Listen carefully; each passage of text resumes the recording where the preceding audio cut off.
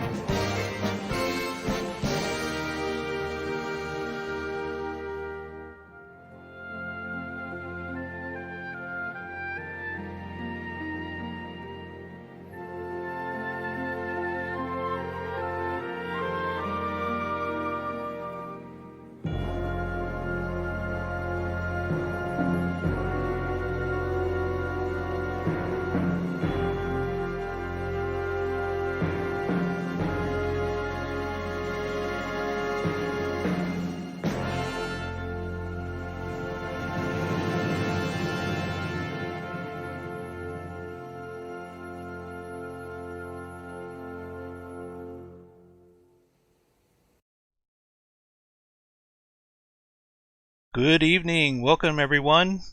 Welcome to the PBE Pro Baseball Experience Season 26 postseason Round 2 semifinals action.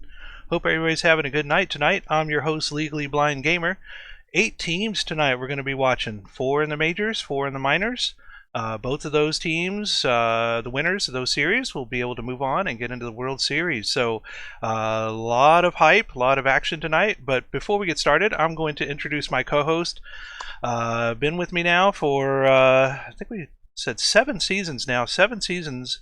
PBE Commissioner and co-host, Hummus God. How's it going, Hummus God? I'm great, ready to work tonight. I think the work I'll be putting in will take away from the stress of my team being in the semifinals. But, we got to stay on top of that. Changes server, going to try to run predictions. I know the mods have been busting their butts. Jimbo in particular has been really on it. So thank you to all the mods who've been running predictions without me doing it. I'm going to try to do a lot tonight to pay you guys back. And yeah, just looking forward to a fun night. Absolutely. And speaking of thank you Loki for 10 months of subscription with the PBE. Almost a year. Former teammate. Just a couple months to go. Thank you very much for your sub. 10 months. Wow. Getting up there. Swifties legend. Right.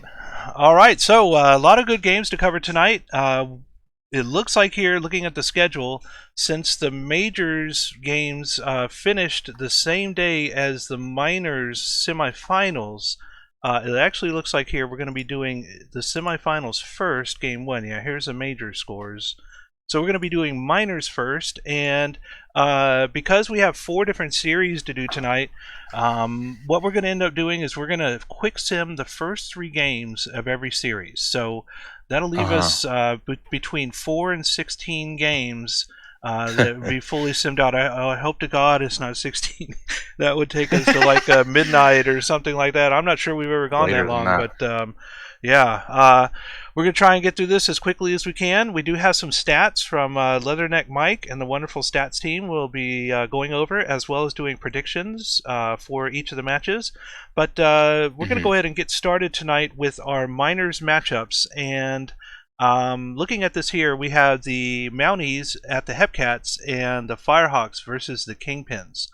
So before we get started, I want to go ahead and read the information we have here from Leatherneck Mike and the wonderful stats team for these 2 particular matchups. And I'm not sure if you have that up, Hummus God, but do you want to swap these off with me and we'll just read through them? Yeah, so you're doing Hepcats. Cal versus, is that the Cal versus Shy will be the top one there, I think. Okay, so which one do you want to start with? You're going to start with Cal and Shy? Yeah, Cal and Shy. All right, I'll do Hepcats Mounties then. Okay. California Firehawks versus Chicago Kingpins. Chicago was in a rather comfortable favorite coming into the season. California had some depth issues and was going to be near 3rd or 4th as a general consensus. Here we are with Chicago in 2nd and California in 4th. These 2 franchises will meet in the postseason for the very first time. Keys of the matchup here. Facing Dalcott 3 times is not a good recipe for Chicago. The numbers say California needs to finish quick, which will be difficult as they are not near as good on the road as at home, a 28 and 26 on the road. Chicago can drop one of the first 2 and still bring it back. Chicago just needs to take 2 of the first 4 and they can win the series long term. Chicago also has a better bullpen. Chicago's points. Post All-Star break, the Kingpins really slowed down at 29-24 after the All-Star game, 37-18 before it. However, they had a rock-solid 8-4 September and are hoping the bye gets them right again. And players for Chicago here, we have Dalcott. Raphael broke the ERA record and is probably the pitcher of the year. In no month is Dalcott's ERA over 2.40. He is fantastic, and pitching him 3 times in 7 games will be a long-term plan. Sachs Justice has been fantastic this season. He led his team with a 6.4 WAR and has found a good home batting leadoff. Hasn't hit outside of that position all year, and the 62 stolen bases is a big reason why. Mixon. Glenn Allen is going to be the guy who they go to get close games. He has 60 saves in his time as a Kingpin. And let's see here. For California, we have the Firehawks have a large uphill battle. They are the 28-32 against lefties, but 31-17 versus righties. But Chicago will start 2 lefties out of the 3 in this series. Ignacio Encarnacion is the big bat for California. A fantastic 163 WRC plus leads the team, and he will have to be dominant for them to win. He hit .316 in the first series against the Bears. Silliams. Wade has been underwhelming in the postseason in 4 postseason starts. What was that? Let me pull that up here. Caltrate Red Flames, thank you for following very much. Welcome to the server. Oh, we got another one here. Gamer Clutch is now following. Thank you very much, Gamer Clutch. Welcome. Let's see here. We are on Wade Silliams. So he hasn't gotten defensive help, but has not been very good. He is going to need to turn it around in this series. The bullpen. The Firehawks don't have that guy, but so far in 3.1, Grisel McThornbody hasn't given up a run in 3.1 innings pitched. The Firehawks will hope he can do that again. And there's our stats for the first matchup, and then we'll have Hummus cover the next one. You want me to jump into it now? Oh, sure. So we got Kansas City Hepcats, Kingston Mounties. Kansas City is looking for its 3rd trip to the Promised Land in the last 3 seasons. Kingston has not been to the World Series since season 19, when they last won the championship. In fact, in that span from season 19 until now, the Hepcats have made the playoffs every season but one of those. Kingston has made it only one other time until this season. This is heavy playoff experience versus a young team. Hepcats, lineup 1 through 5 in the order have been very good this season, over 320 as a unit. However, slots 6 through 9, nice, are hitting 250.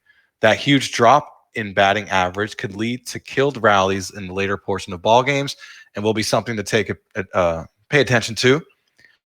Glenning it done. Glenn Davies has been unhuman in the past few months of August and September. Davies has a 1.99 ERA in those 2 months, including a 1.13 ERA in August. If you take out Davies' 6 earned runs, a 6 earned run start against my Swifties back in September, his ERA in the last 2 months is only 1.21. They will lean on him at the head of that staff. So looking forward to seeing Glenn Davies pitch. Nice back end. The Big Sexy and Big Sullivan have been very good in the back end all year. Tig has a sub-1 ERA in his last 18 appearances, and Sexy has given up just 1 run in the last 10 appearances. They will need to be good again for the Hepcats to move on. And now we got the Mounties. Mount up. The thing Kingston has been able to do better offensively than any other team is to drive the balls out of the park. Out of the park. They are 3rd in this category this season. Even though Ferenc hasn't had the best season, hitting just over 200, his 15 homers tells you his bat could still change in a playoff game. Can change a playoff game, excuse me. 1, 2, 3. The Mounties swept away the Lemurs thanks to fantastic outings from all 3 of their starters. Kingston starters combined for 20 innings and no earned runs. Now, whether they could be done against a premier KC offense is to be seen, but there is something to be said of their confidence going in. A dismount, Royd Walrus appears to be the guy out of the back end for the playoffs. At least through a round, he threw in games 1 and 2 against Louisville, a total 4 innings with 2 saves. starter to save is how Kingston is going to have to win this series, and Walrus will play a huge part in that. All right. So Well, yeah, we've got there's your all that matchup. done. Yeah, Hepcats, Mounties. Here we go. All right, so now we've got the stats out of the way. We're going to go ahead and get Game 1 Quick Sims finished here for this first Game 1. And it will start off with the Mounties and the Hepcats. And here we go. Game 1, Mounties, Hepcats. And let me just grab something here real quick. We have Todoroki versus Davies. And the Hepcats are going to win this one. Just barely, 2-1 with 7 hits to 5. Here is our batters. Taking a look at the batters, we do have 2 hits over here for Yuppers on the Kingston side, and for Kansas City, 2 hits and an RBI for Justice. Pitching wise for Kingston, Todoroki took their first loss of the postseason, 1-1 now for them. Davies their first win, and Sexy their first save. And player of the game is Glenn Davies. Davies 7.0 innings pitched, 1 earned run, 5 strikeouts, 90 pitches.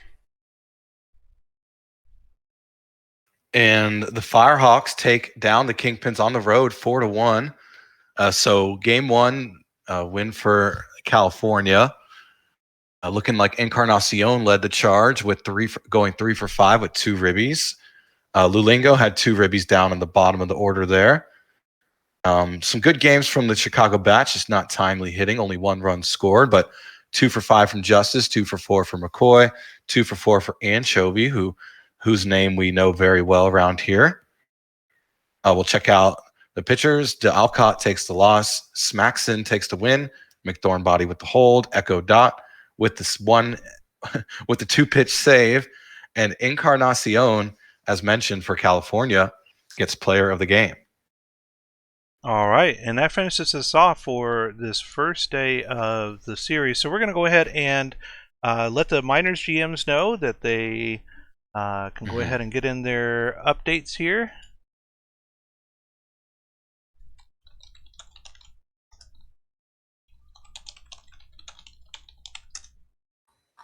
All right, while we let that percolate, we'll go ahead and move on to our next sim day.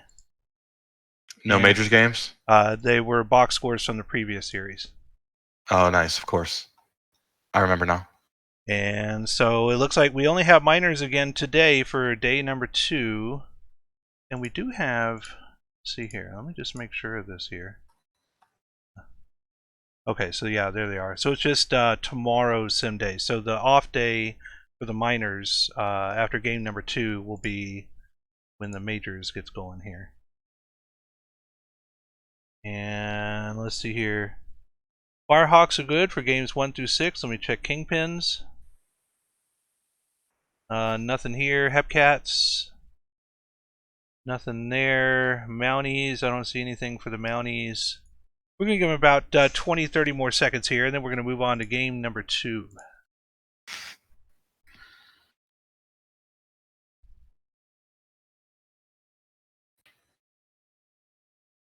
And let's take a look at our pitching matchups while we're waiting on responses from the GMs here.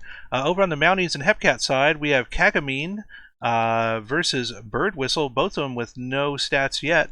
Over on the other end, Firehawks and Kingpins, Robert Grimes is 1-0 with a 0 ERA versus Bruisdar Lemonade with a 0.00 ERA. So right now, California leading by 1, Kansas City also leading by 1. Waiting on any information here from our GMs. Mounties, good for now. Mounties. Okay, so we're going to go ahead and move on to game 2 here. Let me just go ahead and do a file save real quick. And since What up to my little brother in chat? Oh, nice. Thomas Palmer of the Demons. What up? What up? And since I grabbed the Mounties Hepcats last time, we'll let you grab this one. Let's see here. Here we go. Kingston even the series with a win, big win, 10-4, 15-12 on hits. Mounties erupted in the third and the eighth, scoring 3 and 4 runs in those 2 innings respectively. Wow, everybody got involved for Kingston, but really woof rough. My goodness, 4 for 5 with 2 ribbies. That'll do it for sure. Rob Cena Jr. down there at the bottom, 2 for 3 with 2 runs scored. Hepcats 4 for 5 from Andrew Barry, but no ribbies in the ball game. Slokening went 2 for 4. Justice went 2 for 4 as well. So Kingston stealing home field advantage. That's the new storyline here. In a 7-game series to split on the road is huge. Bowler Jr. with the win, Man with the hold. Big Sexy takes the loss. We talked about him in the pregame. But Bark Bark, woof woof. We didn't talk about him at all. Player of the game. So that's the trick. Just don't be talked about, and Right. you'll do well. You'll do well. All right, that moves us on to game number 2, the Firehawks and the Kingpins. And the Kingpins win this one, tying the series now at 1 game apiece with a score of 6-4. 12 hits to 8. 3 errors total in this one, including 2 by the Kingpins. Taking a look at our batting here for California, we have 3 for 4 RBI from Barker. And we also have 2 hits and an RBI from Boji as well. Over on the Chicago side, looks like we have 2 runs, 2 hits from Holkenvettel, and 3 hits and 2 RBIs from Anchovy, as well as Applegate as well. Down on the pitching end for California, Robert Grimes taking their first loss, 1-1 now for them. Chicago, Brewstar Lemonade getting their first win. Rogers Jr. the first hold, and Mixon their first save. Player of the game is Anchovy. All right, so that finishes us off for day number 2. We're going to go ahead and just no majors games. Just make sure again, no majors games. I believe tomorrow will be the first. They didn't pop up while we were. I know, doing right? That would give me a heart attack simming past that. All right, so we're going to go ahead and move on to our next sim day, and there they are. So Legends Conference, Champions Conference, those 2 are set. Let me go ahead and make sure that we have no minors games. So basically the minors GMs have 2 sim days now. They can decide to do any updates now and then after the off day, moving on to game 3.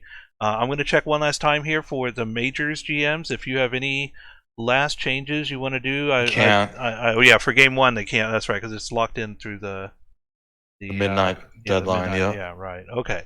All right. So we're going to go ahead and pull up game number 1 here for the majors, and I do believe we also have some stats from Leatherneck Mike and the stats team on this one as well. Let me pull this up here. I'll take my own team, so you should take OBX Voyagers. All right, no problem. All right, OBX versus New York Voyagers. This is only the 3rd time these 2 teams have met in the playoffs. The first being the first ever PBE World Series, and the second in Season 24's semifinals. Both times, New York Voyagers won 4-3 and ended up winning a championship. During this year, however, the story has been quite different, with OBX winning 8 of their 12 matchups. Fortunately for the Voyagers, though, their bullpen had an additional 2 days rest thanks to putting away San Antonio in just 4 games. This is OBX's 9th overall appearance and 6th time in the semifinals or better, as there were no semifinals in the early seasons. In the wildcard round, the Aviators relied heavily on their bats, scoring an average of 7.6 runs per game and allowing only 5.4. New York, conversely, has scored 5.5 but allowed only 2.5. If Funk, with under 20 innings pitched in the playoffs in his long career, Funk has been making the most of them with a 1.37 ERA. Wow. All right, then I'll move us on to Hummus here with Detroit and Sarasota. Yeah, this is the first time these 2 teams have ever met in the playoffs, as the Demons didn't exist the last time this franchise, back then they were the Space Rangers. Last time we were relevant. In this season, these teams went 6-6 against each other, making this any series right now. Adding to how even they are, both teams had the same Pythag record, though the Supernovas performed horribly in 1-run games. Yes, we're very aware of that. That hasn't seemed to be an issue, as their only 1-run game this postseason was that 4-3 win in Game 5 to put away the Giants of the Rougarou. Sarasota got outscored by NOLA 28-25 in that round. Detroit, however, outscored the Apex 28-21. All right, and so there we go. We have some great matchups here. Sarasota in the playoffs. Wow! Congratulations, first of all. Also, congratulations to Supernovas. It has been quite a drought. I think it was you that told me it was 10 or 11 seasons or something like that. 11 season gap. 11 Yeah. season gap since the last time the Supernovas were in, and that was back when they were the Florida Space Rangers. So, Yeah. first time as the new rebrand. Looking forward to seeing how they do in action here, especially Arcadis Garcia, #1 starter. That is going to be pretty nice to watch there. Versus Molly Mitchell. So decent pitching duel, and especially on the other side too, Seavart and Walker Cato. Cato 2.25 ERA in the postseason. That is going to be pretty brutal to go up against. But we're going to go ahead and quick sim these first games here for the majors, and I'll go ahead and do the Voyagers and the Aviators. Game number 1, Seavart versus Cato. Here we go. And the Voyagers are going to win this one with the score of 6-2, 10 hits to 9, 3 errors on the Aviator side. Looking over at the batting here for New York, we have 2 hits, 2 RBIs each from Hunter and Swerve. Over on the other side, that's Kirk Swerve. Yeah, Kirk Swerve. Over on the other side, only 1 multi-hit game here, and that is from Hunter Geist with 2 hits. On the pitching end for New York, Seavart getting their second postseason win. Holhorse their second save, and for Outer Banks, Walker Cato taking their first loss. Player of the game is Reginald Seavart. Seavart, 6.0 innings pitched, 1 earned run, 2 strikeouts, 94 pitches. And here we go. First game of the postseason for Austin Bentley and the Supernovas going up against the Detroit Demons. Arcadis Garcia, Molly Mitchell. And the Demons put a freaking blowout against my Supernova, all happening pretty much throughout the game. The first and 6th innings were huge for Detroit. Molly Mitchell turned in a fine performance through a 2-hit, 7-inning game. Wow. Molly Mitchell Tesla, absolute beast. 4 for 5 for Victor Herrera Istag. Wow, 2 ribbies. 2 for 4 for Dinkle with 3 runs scored. Playoff Burrow, 3 for 4. Yelnats 2 for 4. The whole team just really ate against our team. Holden and Fart, though, and Panda, the only 2 to get a hit for the Supernovas. Fug takes the loss. Mitchell takes the win. And Molly Mitchell turned in 7 1/3, 1 earned run, easily gets player of the game. All right, and so with 1 game now in the books for the majors, Voyagers taking 1 and the Demons taking 1, we're going to go ahead and advance to our next sim day, making sure first that there is an off day here for minors. There is.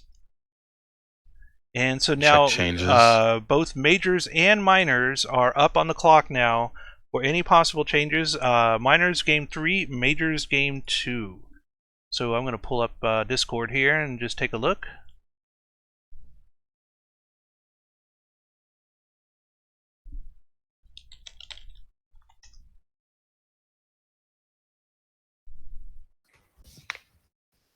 All right, looks like Supernova's here. Juniped. All right, so we got a change here for the Supernovas. Jeez. And gonna move down here and fix that real quick.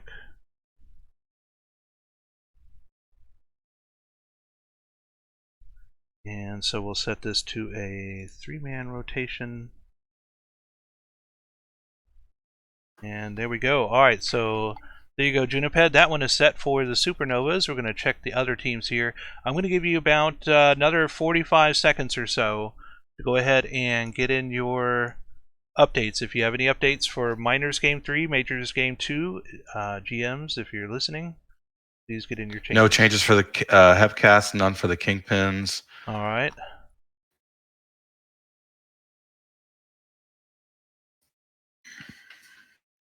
Reading just on the other 6 now. We'll give him about another 20 seconds or so. Big Unit Bab saying we're good. Demons, no changes for the Demons. Alright, we'll give you about 10 more seconds, GMs.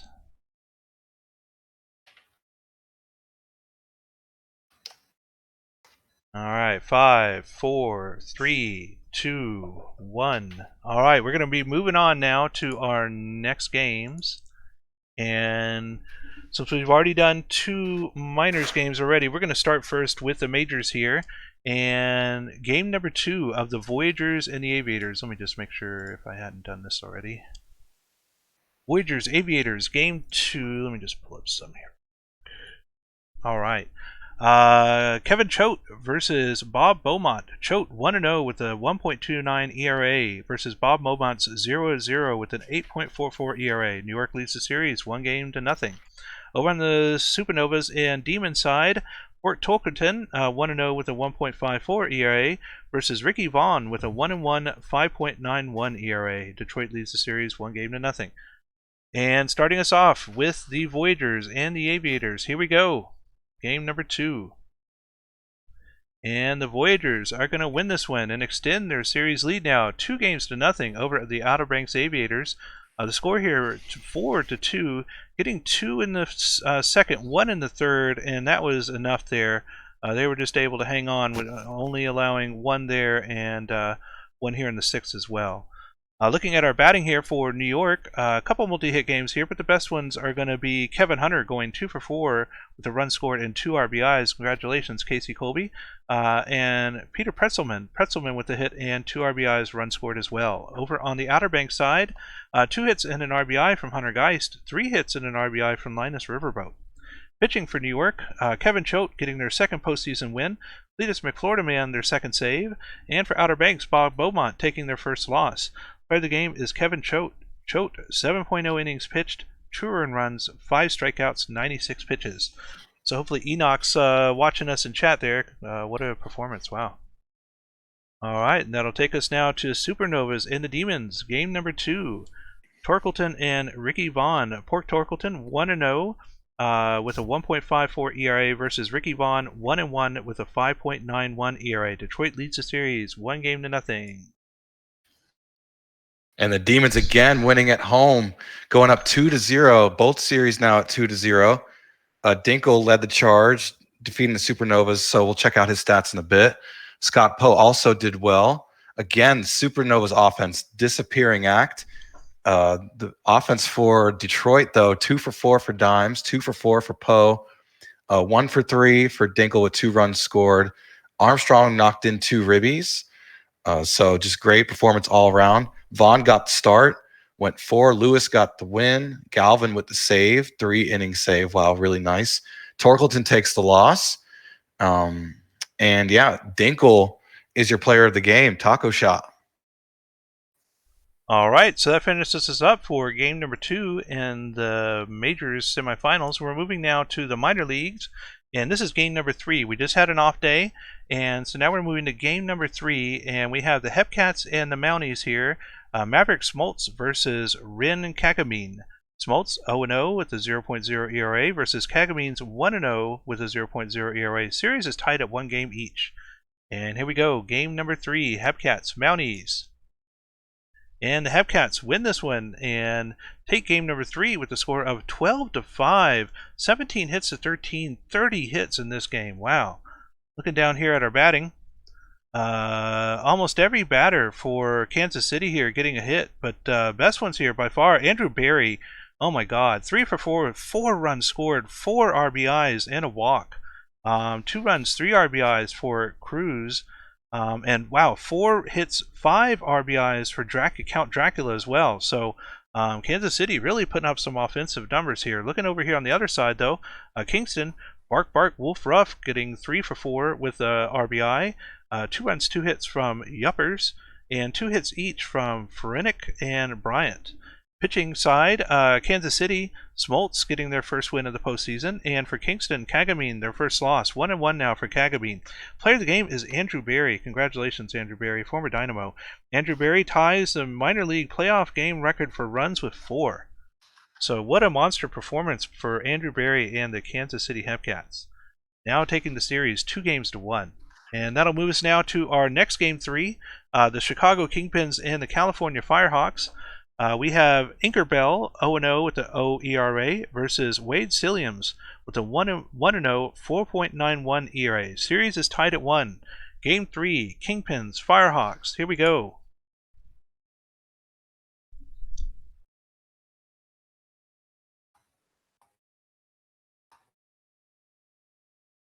Oh, sorry. No problem. Um, and the Chicago Kingpins take the series lead after a low-scoring affair. They win 3-2. They scored that winning run in the top of the eighth. Look at that graph was kind of leaning towards California. The Chicago took it in the eighth. We'll check out the batters. 3 for 4 for Chovy. Great game for her. 2 for 4 for Duncan. 2 for 4 for Applegate. 2 for 4 for Slaseko. Stern also same thing, as did Lulingo. So Cilliam's got the start. McThornbody picks up the loss in relief. Rogers Jr. got the win. Mixon got the save. Bell put in a nice start, six and a third with 2 earned. But Chovy for the Kingpins is your player of the game. All right, and so that finishes us out for this sim day. Game number 3 for the minors and game number 2 for the majors. We're going to go ahead and move on now to our next sim day. And for the majors, we do have the off day. So the majors GMs do have 2 different sim days here that they can get their updates in. But for the minors, we're now moving into game number 4. So minors, this isn't required. If you do want to get something in, now is the time to do so. Please let me know. Is there majors games today? Because the Aviators want to check stamina. No, there is not. It's their off day. So we'll have to check on that one after we finish the minors games here and then sim to the next day. All right, so it looks like here we have something from the Demons. Let me go ahead and pull up the Demons here. And let's see here. So for the Demons, they want to look at Ricky Vaughn's strategy settings. Not a problem. And it looks like Ricky Vaughn is set to adjust with default down the line. Can you see team strategy? Absolutely. Let's pull up your overall team strategy. There you go. I'm not sure if you have any strategies set by thirds of innings or not, but here is your major one. Let me just go through here and check these real quick. No, they look the same. Alright, so there you go. There's your global strategy settings. And they like to see the rotation as well. Not a problem. We'll pull up your pitching rotation. There you go. And let's take a look at Vaughn's stamina there for you as well. So they're at 1%, 0%, or 1% for SPs. And while you're taking a look at that, I'm going to come over here to the Aviators, and they want to see. Okay, so you'll have Razor. We'll have to wait until tomorrow's after we finish the minors games, and then we'll pull that up for you. Not a problem. Just ping me again after this sim day for the minors, and we'll take a look at that. Pulling up Hepcats. Hepcats, no changes for game 4. Mounties. Mounties are fine. Demons. Molly and Carsey's stamina. Absolutely. Let's take a look at Molly. Molly is at 29% exhausted, and Kid Carsey is at 100% rested. So it looks like your pitching somehow went to the wrong pitcher or something, because now it has your exhausted pitcher. So do you want me to set that to Kid Carsey? Weird. Okay, so you want me to set Kid Carsey now as your starter for game 3? Okay, set to Kid, not a problem. We'll take care of that for you. There you go, and just to let you confirm again, 100% rested on Kid Carsey.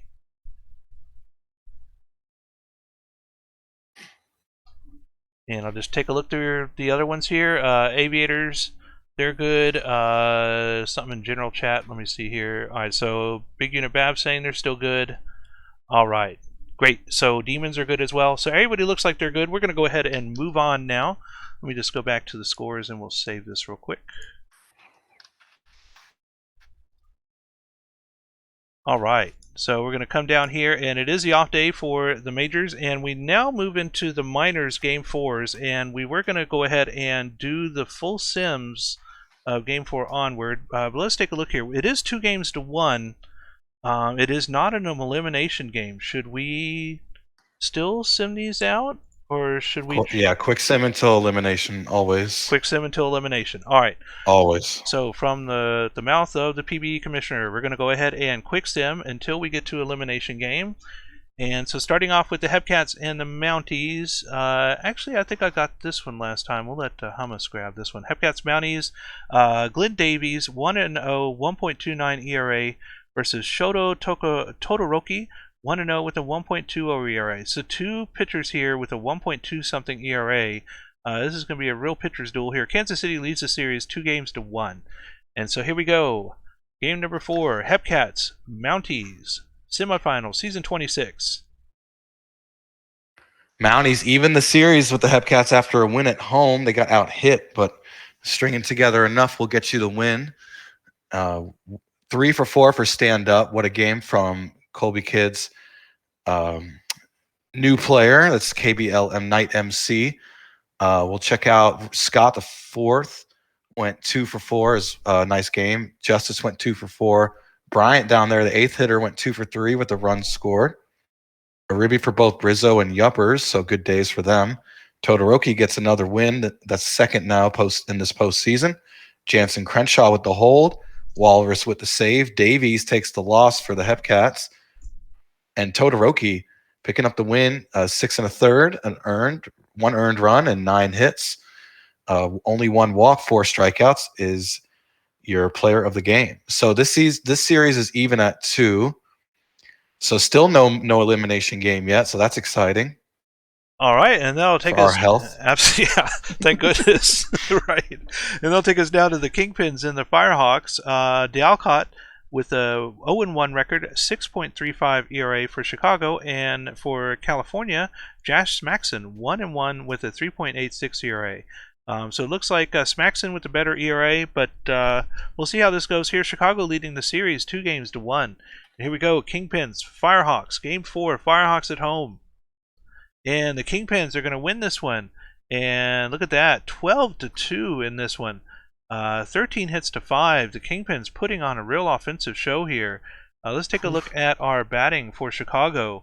And hit all the way down the line. Every single batter getting a hit here. But Hokenvettel, 3 for 4 with 2 runs scored and 4 RBIs.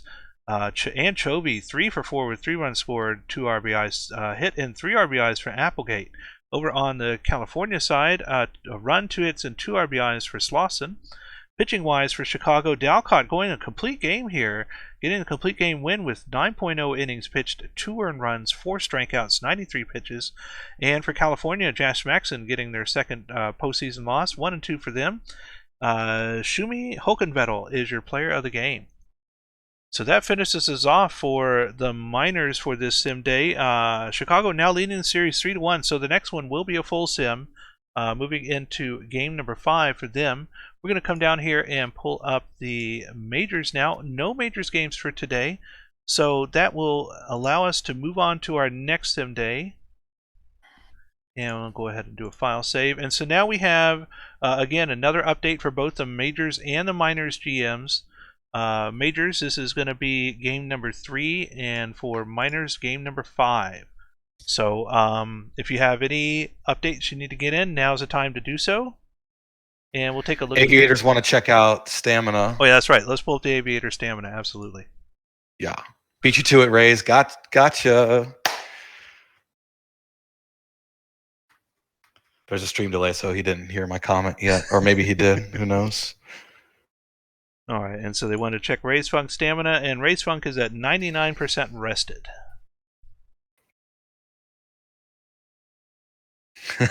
He said I did, LOL. All right, so what other? I think they want to see all their pitchers' stamina. All their pitchers. Okay, not a problem. Yeah, they just wanted to see general pitcher stamina, so not just Race Funk. No worries. Walker Cato's at 60%, slightly tired. Bob Beaumont's at 25% exhausted. Race Funk's at that 99% rested, and Justin Ripspod is at 100% rested. So looks like both Funk and Ripspod are ready to go for the next 2 games here. Looking at some of these other ones, Supernovas. Yeah, we wanted. It says Fug starting. They want it to be me for whatever reason. Okay, we'll take a look at that now. Let's see Supernova here. strats. Yeah. And then Demons want to make sure Carsey's starting too. Okay, so Austin Bentley was not set, so we'll go ahead and fix that here. All right, so Bentley is set, and look at Demons. Demons, Kid Carsey, who has 100% rested, they are set for the next game as well. Cool. So looking at Aviators, Stamina, I did Howard, KBK, and Pozo. We'll take a look at that real quick for you. And that was for Aviators. Let me pull up Aviators here. And for pitching, you wanted to see a Domingo Pozo, and Pozo is at 67% slightly tired, and Farron Ben Caden is at 51%.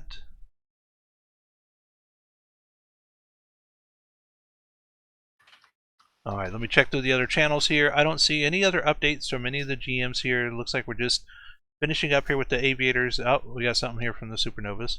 Alright, so they're gonna Aviators are gonna leave their settings. And I'm guessing Supernovas are all good as well. I don't see nothing new here for Supernovas. Just confirming Supernovas, you have no changes. Okay, so it looks like we are all good for all the changes for all teams. We're going to go ahead and do a file save and move on. And pulling up our scores here for the majors. Let's see here. So no elimination games here. We're going to move down to the minors. And series tied at 2. We have just this one game here. So we're going to go ahead and fully sim out this one here, the Kingpins and the Firehawks. And wait. Okay, so we're gonna do BNN off then, or yeah, I'll turn that off as soon as we get to the menu here. Oh wait. We can keep it. We can keep it on. I think, right? Oh yeah, because it's none of the rest are elimination games. Yeah, none of the other games and any other series on the sim day are elimination games, so we can actually watch. It'll only show BNN the Hepcats on, so we and can the watch Mounties. Hepcats Mounties background. Yeah. All right. Cool. All right. So we're gonna go ahead and sim out this one. Let me just change one setting here real quick. There we go. All right. And looking at our matchups here, before we get started with the matchups, did you want to do a prediction? Let's do it. All right. Just do a pick 'em. Okay. I think the series is worthy of it.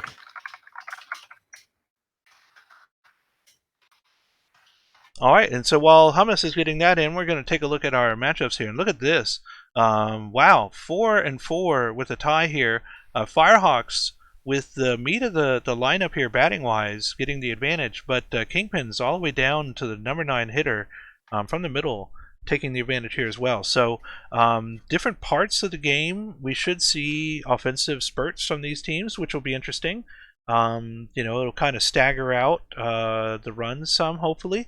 Looking at the pitching here, look at this, a tie in the pitching as well. 34 overall for Brewstar Lemonade versus 34 for Robert Grimes. So this could not get any closer here. This is, I think, the most evenly matched Wait. Switch Ortega and Dracula both sides. We got a ping. Okay, let me pull that up. Hold on just a second. All right, so that's Hepcats. So Ortega is 8 and Dracula is 7. All right, we'll take a look at that. So both versus righties and versus lefties. All right, so we'll go over here to lineups, and they wanted Ortega 8 and Dracula 7. So there we go, Ortega 8, Dracula 7. And same for this one, Ortega 8 and Dracula 7. There you go. Anything else, Leatherneck Mike or Enoch? Does that look good to you now? Here's left hand with DH, and here's right hand with DH. I'm just going to assume, since they are set now correctly, we can They said they're good, yeah. Okay, cool. All right, so we'll just go ahead and file save again and get started on our matchup here. And Kingpins, Firehawks, Chicago leading 3-1. And one of the most evenly matched games that I've ever seen here, matchups wise. Let me go ahead and pull up our predictions here. Take a look at that. And it looks like Kingpins with the 74% here versus Firehawks 26%. 15.3K versus 5.5K. So we have almost 21K here in the kitty for this one. And that'll get us started with Sax Justice leading us off for Chicago.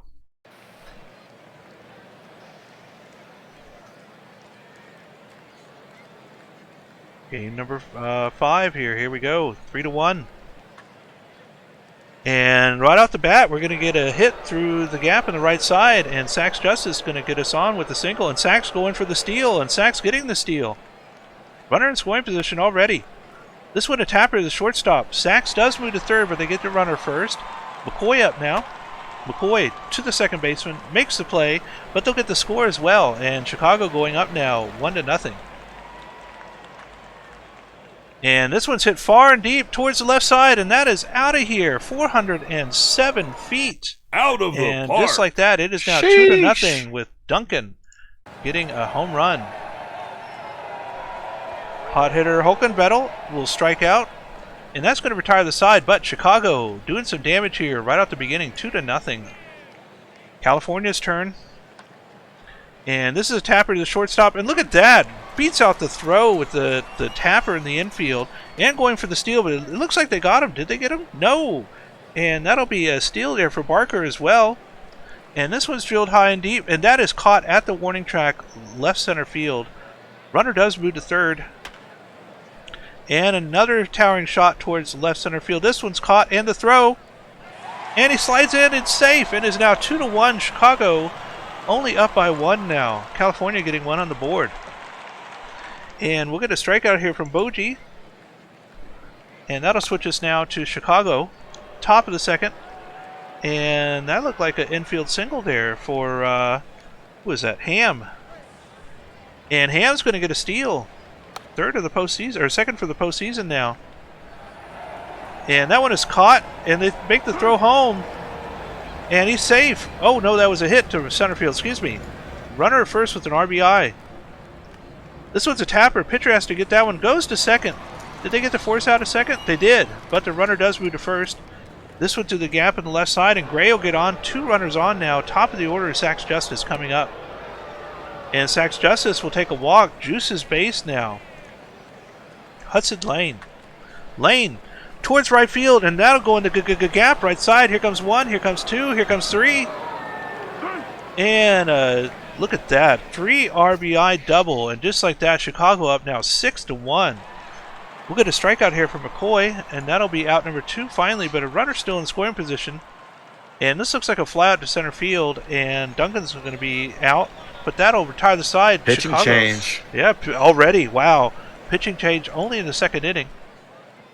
And here we go, California needing to get something going here, down by 5, and it's only the second inning. And that's a good way to start off there with Slaseco getting a leadoff single. This one to second baseman, but the shortstop does not go for the double play. Grimes Jr. on now, and here comes Stern. Stern strikes out Rodriguez. And this will be caught in foul territory right side. That'll retire the side. Chicago up 6-1, top of the third now with Thomas Scott. Here we go, top of the third. King Crush fam looking to punch their ticket back in the World Series. And that's a nice base hit by Bauer's player, Holkenvettel. Radiance Ham at the plate, but Holkenvettel will advance off a wild pitch. Ham strikes out looking on a pitch that was just inside the zone. That first pitch, though, was outside. Thank you for having the strike zone on, by the way. That's going to be a ground out from Anchovy. I wish every streamer had that. Right, I love it. And another ground out. This time it was Applegate. So Chicago scores 0 for the first time in this game. And now California will come up to bat. Lulingo will ground out for out number 1. Barker hitting .472 in the postseason will ground out. So Encarnacion rips one. Oh, what a grab in the left. Wow. That was Lane. Lane did a full body stretch, full extension to make that grab, potentially save an extra base hit, excuse me. Gray now for Chicago. Grounds out, so Sax Justice, Steve Iso. Justice with the ground out, so Lane, Hudson Lane, who made the miracle catch in left, does it with his bat now. With his glove, with his bat, he could do it all. That's a 2-out single. Crozier McCoy. And that will be a walk on a full count, way down and in. That was you could barely see that on the screen. But this will be a fly out from Duncan to end the top of the fourth. California now. Bottom of the fourth. Here we go. You got to score here to stay alive. Season on the line here. That's a fly out from Winkle for out number 1. Bougie now. Striking out, looking. Slot Seiko. Striking out, looking as well. So we'll go right back to Chicago just like that. That's a line out from Hulkenvettel. Radiance Ham. Striking out. Echo Dot doing as best as he could. Now another pitching change. Walter Thompson. Anchovy with an easy pop out to the second baseman. No scores. No runs, no hits, no errors. We'll go bottom of the fifth. Lemonade in control. It's the 5th strikeout now. And this is going to be a fly out from Stern. So Rodriguez with a pop up to the first baseman, and that will be 1, 2, 3. Down go California. We'll go top of the 6th going quick here. Applegate with a fly out. Remember, Chicago wins, they advance. This is it, elimination game territory. Gray with a base hit. Looking to add some insurance. Justice. Oh, there it is. If you could save 50% on your car insurance by going to Saks Justice at the plate. That's a 2-run bomb. My goodness. 8-1 Chicago. Just that much closer to another World Series appearance for Chicago. That's Hudson Lane again doing with his bat in the gap. It's a double. And a base hit for McCoy. They marked out an error. In center? Interesting. Couple errors for California. That's a base hit for Duncan. And that's going to be a ribby for Duncan. 9-1 Chicago. Check out the out-of-town. We got a tight one on our hands in the out-of-town. 1-1. That's a fly out from Hulkenvettel for out number 2. Ham. Going ham. Now it's Juices based for Chovy. Can Chovy top it off with more insurance? They can. That's going to be 2 runs scored. Chicago starting the celebration early. It's 11-1. Make that 12-1.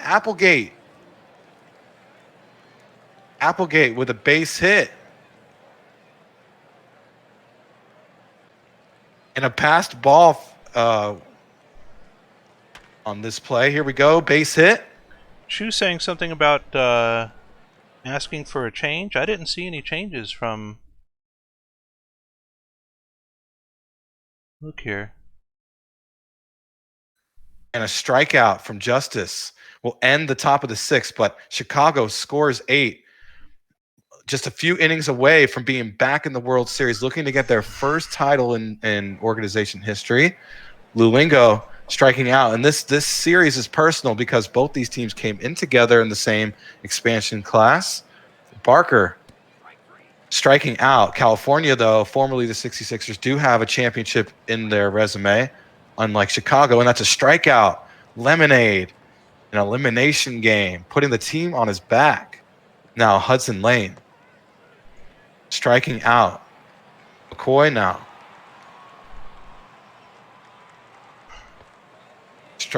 Drawing a walk. So 1 on, 1 out. Looking for some insurance. It's a strikeout from Duncan. Hulkenvettel. Playoff Bauer. Finally here. Never seen it before. That's a fly out to end the top of the 7th. California's got a lot of work to do to get back in this game. That doesn't help. It's a ground out from Winkle. Bad and Bougie now. Bad and Bougie lining out. Slot now. Slot they go down in order in the bottom of the 7th. LBG. Here we go. Chicago going to punch their ticket in the World Series. First of the 4 teams in tonight's matchups to do that. All right. And Chicago top of the 8th. Radiance Ham coming up. And Radiance will get thrown out at first. Out number 1. Anchovy to the second baseman. And that'll be out number 2. And Applegate will take a walk here. And a strikeout. The lead in the other game. And yeah, Hepcat's now up 3-1. We'll get a pitching change here. Jeremy Krause coming in, and out number one. That looked like a strikeout or something. And this one's going to be a high fly ball towards center field, and that one is caught. Out number two. And a strikeout. And here we go. Top of the ninth, Chicago. Up by 13 here.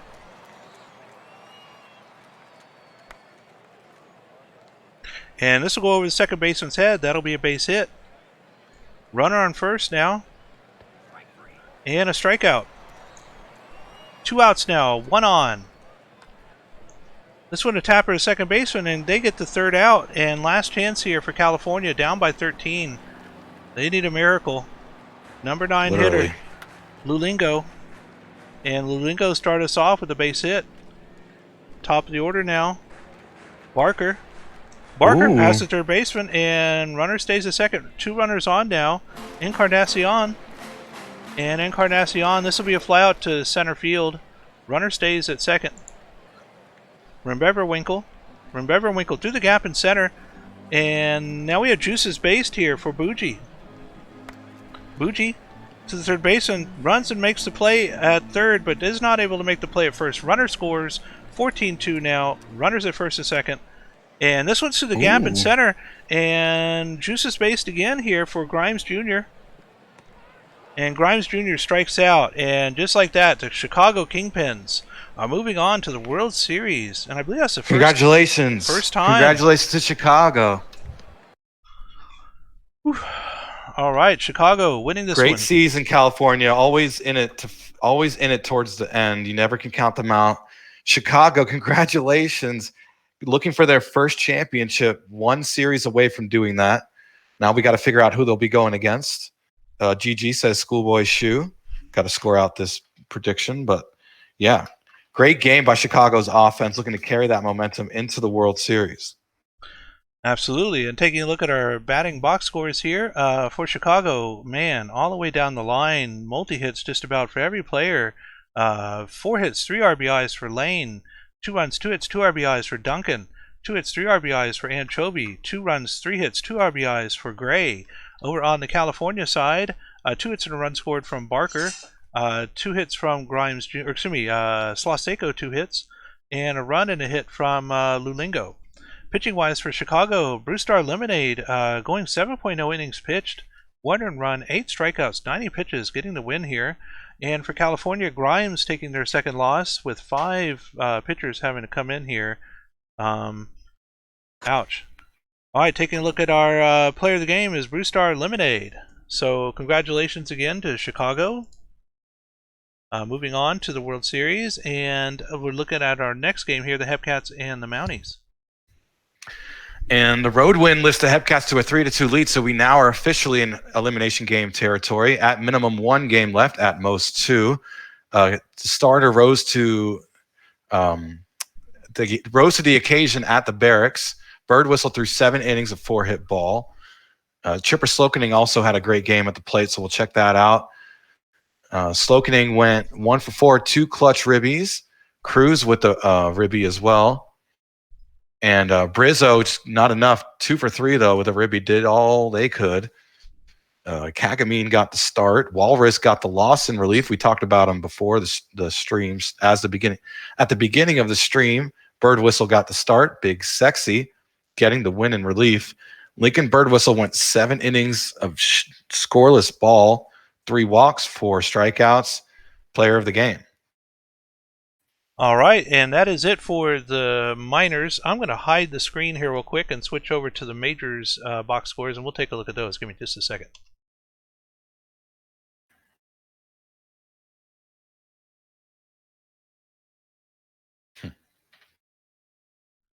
All right, and so now for our next game, we have the Aviators and the Voyagers, and Aviators winning this one.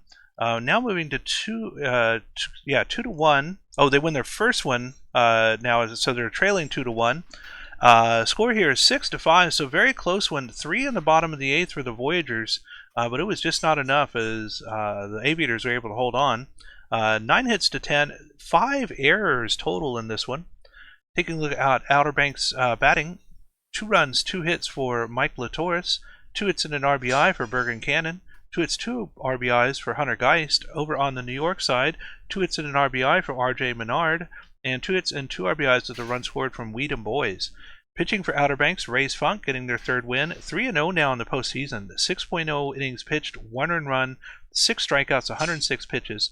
Pozo getting a hold, Ben Caden getting a hold, and Hunter Sky getting their first save. On the other side for New York, Tokuyomi getting their first loss. 1-1 now for Tokuyomi. And Race Funk is your player of the game. I'm just going to hide OBX getting their first win in the series. Absolutely. I'm going to hide this real quick. On the road. The next one. All the road teams keep winning in this series. Just this series, every road team has won. Here we go. Are you showing the screen? Yep. I was teasing my locker room. I said only 2 people on the planet know what happened in this one. Sarasota, walk-off run scoring single by Red Arrow against striker spin rate.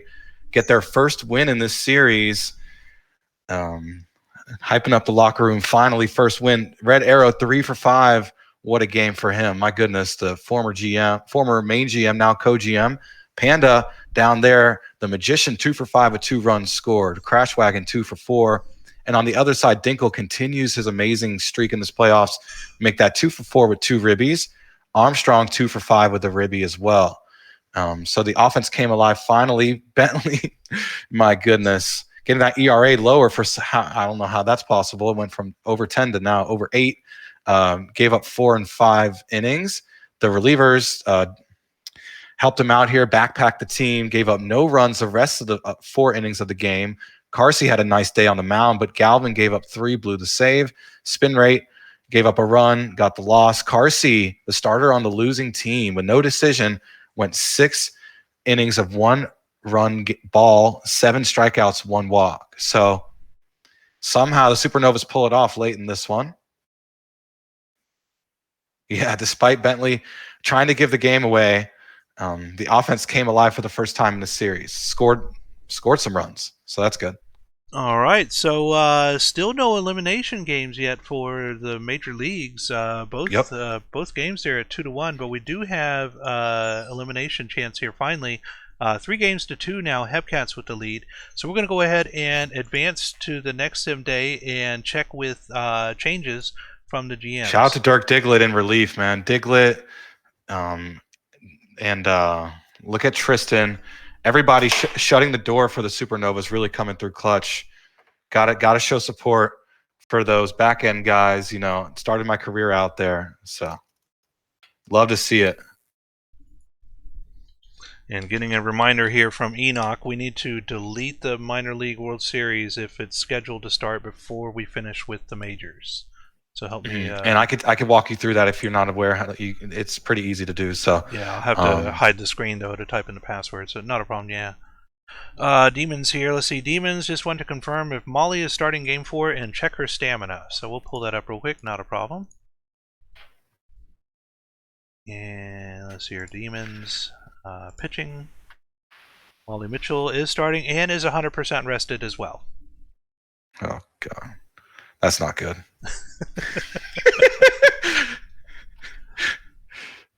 And waiting for Plague to respond. All right, so demons are good. We're going to go back to the other screen here. And let me take a look and see what else. Kingpins. Don't see anything new from Kingpins. Hepcats. Squad, Legally Blind Gamer changes. Both sides cruise to 1. Any changes? Yeah, Hepcats has some here, so we'll fix that real quick. Okay. We got some tags. Oh boy. And Hepcats going into their lineups. And both sides cruise to 1, Slokening to 2. So cruise to 1, Slokening to 2. Making the big bucks in this one. Playoff streams Batista to really pay off. If you're thinking about streaming for this league, you can make some really good money doing this kind of stuff. So shout out to everyone who talked about it. I know I brought it up a while ago that we have to do something about it, and so bounced it off the sim team heads. It's nice to be able to give the playoff streamers a little more pay, as well as that last stream of the regular season is super hectic. So, and let's see here. They're wanting pitching stamina from all the pitchers. So the Aviators, here we go. Walker Cato is at 100% rested. Bob Beaumont is at 53%, slightly tired. Ray's Funk is at 0% exhausted, and slated starting pitcher Justin Ripspot is at 100% rested. So there you go, Aviators. Let me take a look at the other channels here. Hepcats. Alright, Hepcats are good. Mounties. Can we see Mounties for... Absolutely. Let's take a look at Mounties stamina. And here we go. Pitching. Alright, starting off at the top here, Todoroki is at, what is this here? 26% exhausted. Kagamine is at 0% exhausted, and slated starter Lin Kagamine and Rin Kagamine, okay? Rin Kagamine is at 58%. So, they're all tired, but Rin Kagamine here with the 58% looks like he's going to be your best choice for stamina-wise. Taking a look here at Voyagers. Voyagers should be good, but can I see your picture? Rest. Sure, no problem, Big Unit Babs. Let's take a look at Voyagers.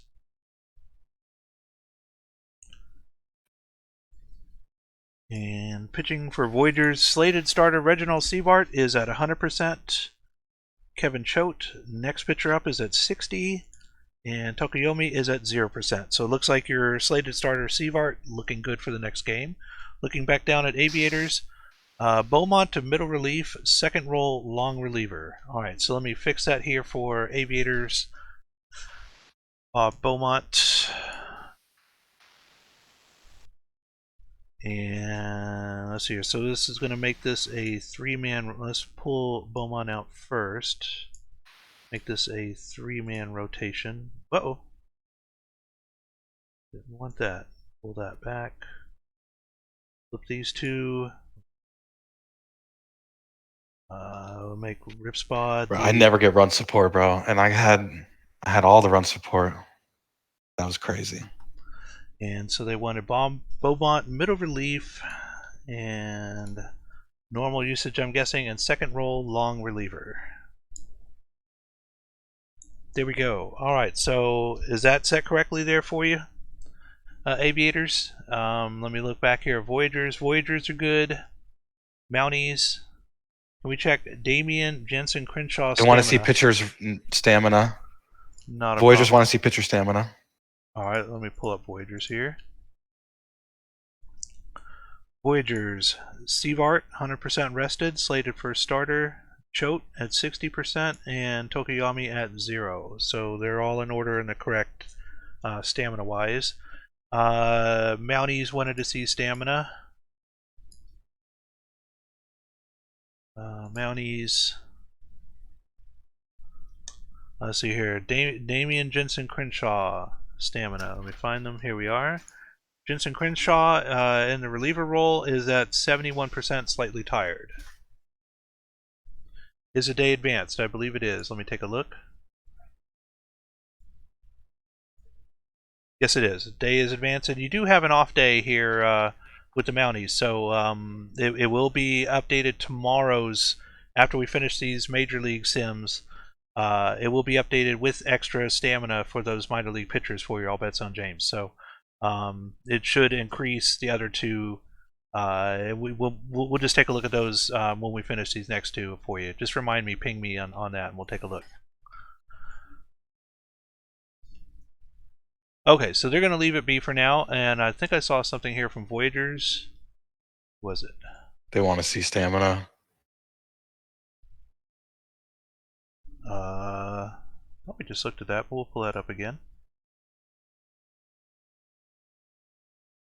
Oh, they did this already. Whatever. Yeah. Aviators, remove Pozo, high leverage. All right, so Aviators, so many changes. Aviators wanting Pozo, remove the high leverage. There you go. Just set to blank now. Looking here at the other channels, let me just go through again. Mounties, no changes. Hepcats, no changes. Up here at the tops, Voyagers, looks like they're good. Supernovas, I don't see any changes here. Aviators, Aviators are the only one that I'm waiting on information on. Okay, so want to confirm Molly is starting game 4 and check her stamina. Not a problem. For demons, pitching, Molly Mitchell is starting game 4 and is at 100% stamina as well. Alright, so it looks like aviators are set. Just waiting on demons to let me know. They're good, and I think we're going to go ahead and get back to the Sims here. Yeah, they're good according to the Twitch chat. So Alright, so supernovas. Can we see Jake Plummer's stamina?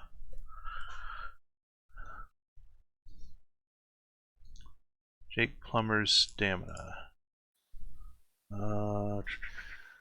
Vandal's legend, Jake Plummer, and Swifty's legend. 100% rested. Absolute postseason monster. Alright, Jake so Plummer it looks finished like out this series. Yeah. Alright, so it looks like we're good here. All the teams are good. We're going to go ahead and move on now. Saving the game with the changes set. Coming down here to scores. There are no minors games. It is the off day, which is the Hepcats game left to go. So we're just going to go ahead and quick sim both of these games here, seeing as how they're both 2-1. And since we did the other one first, we're going to let Hummus God grab this one first with the Demons and the Supernovas. Molly Mitchell, 1-0, 2.37 ERA versus Frederick Urquidez Garcia, 0-2 with a 7.00 ERA. Detroit leads the series 2-1. Drumroll, Supernovas, Demons, game number 4. And the Supernovas getting the win. Surprise, surprise, at home at the Superdome. Let's see. Arrow, Stack and Paper, Crash Wagon with the clutch batting in the first and the 8th. Looks like a good game from Fug. We'll check that out in a second. Red Arrow, the 1 for 3 with a run scored. 2 hits. What? 2 hits. 2 walks from holding a fart. That helps. But man. And only 4 hits from the Demons. 2 for 3 for Danny B. What a game for that guy. Daniel. Damn Daniel. And Nikki Dimes 1 for 3 as well. Fug with an absolute gem finally woke up and decided to pitch well and did it in an extreme way. An absolute monster performance. Shout out to Neosu. 8 scoreless innings, 2 walks, and Lung out in there to back him up with a save. Mitchell did all she could. Tesla, we know, can do that. And gets the loss. But Fug, the obvious player of the game, no runs given up in 8 innings after this same team hit him up for 7 of those runs in game 1. So a tale of 2 performances for Fug. This time was a good one. Former Dynamo. Congratulations to Fug. All right. That takes us now to our next game, the Aviators and the Voyagers. New York leading this series 2-1. For OBX, we have Justin Ripspod, 0-0 with a 7.56 ERA versus Reginald Sievart, 2-0 with a 3.63 ERA. And let me just check one thing here real quick. Alright, that part is good. And alright, so here we go. Game number 4. Aviators, Voyagers. And the Voyagers now take a 3-1 series lead here over the Aviators with the score of 5-2, 7 hits to 4. Looking at our batting here for Outer Banks, only single hit games here. Doesn't even look like a home run either. Just a couple of hits and runs from other players. Maybe a sac-fly, something like that. A couple of them, I'm not sure. But New York, batting wise, 2 runs, 3 hits, 4 RBIs for Tom Shue. Tom Shue having an amazing postseason. Outer Banks, Justin Rispod taking their first loss. For New York, Sievart getting their 3rd win, Whole Horse their 3rd hold, and Cletus McFloridaman their 3rd save. Player of the game is Tom Shue. So congratulations to Shue. Firehawks didn't make it, but Shue looks like pretty dominant. Maybe be able to pull New York into the World Series. We'll have to see. That's going to finish this off. So so that's elimination game territory, and we'll be able to watch that game and have voice crack season. My team. You could tell I'm a little nervous here, and it's not because I'm co-hosting. It's because my team is in this. But we'll be able to watch Voyagers, Aviators, see if Aviators can come back or Voyagers can clinch the World Series. And yeah, we'll be able to watch Demons Supernovas in the out of town. But we do have another elimination game. Besides that one, it's the minors, but we are in an off day for the minors. So thank you for checking LBG. We'll advance. Save game. Thank you for that.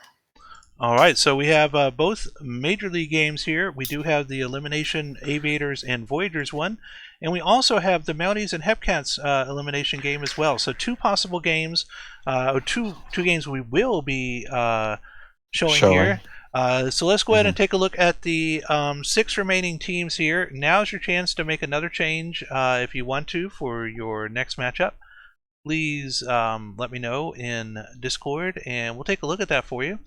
And I think we should do minors first because it is minor league night. Sure, absolutely, we can do that. Let me go ahead and go here and turn off BNN scoreboard while I'm thinking about it. Yeah, for sure. Good call. There we go. All right, and so looking at our... Honestly, that gives the majors more time.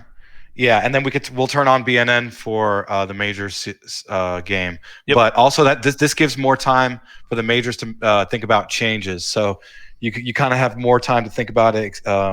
Think about asking us to check stamina. Right. So I'm getting memed for that, by the way. Apparently, we checked the Voyager stamina like 20 times. All right, so right now, really under the gun are the Mounties and the Hepcats. Mounties, Hepcats. Since we do have BNN off, you are the feature game coming up next. We need to know any changes. I just want to check what Rin is at, 100 stamina after the day off. And sure, we can take a look at that for you. Going in here and pulling up the Mounties pitching. And Rin is at 100% rested and is a slated starter for your first or your next game. So Mounties check is good. Still waiting on info from the other team, Supernovas. They want to see Shifty's stamina. Not a problem. Let's go ahead and take a look at Supernovas here too. It's not a day that ends in Y unless I'm getting memed while co-hosting. And they wanted to see Shifty Lagoose. Let's see here. Shifty is at 96% for RP 96% rested. So almost 100% rested as an RP. So Shifty, starter number 3. All right, so they want to make Shifty starter number 3. So I'm guessing we're going to be moving this to there then, and that to that. Is that correct, Juniped?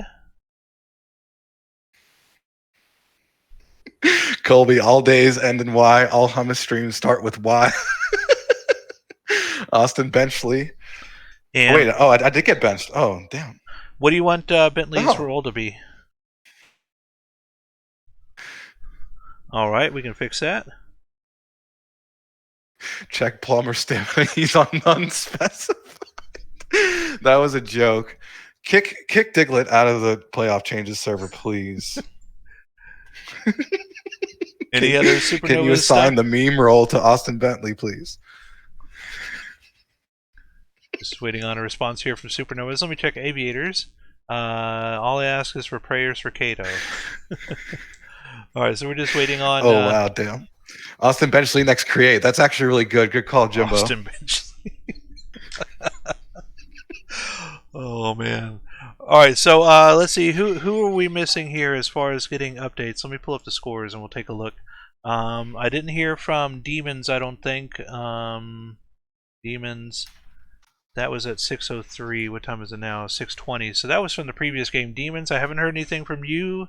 Voyagers, let me check. Voy Boys. No updates from the Voy Boys either. So Demons, Voyagers, I have heard from Supernovas. I have heard from Aviators. Demons are good. Voyagers, Big Unit Babs. I'm going to go ahead and give you 15 seconds, Big Unit Babs. Can we check pitcher stamina for real? Okay, no problem. I thought we already did. No problem. We'll take a look at that. They actually want to check their stamina. Wow. Seavart, 0% exhausted. Slated starter Kevin Choate at 100% rested. Tokoyami at 27% exhausted. So, looks like they're in the right order, and Choate is at full stamina.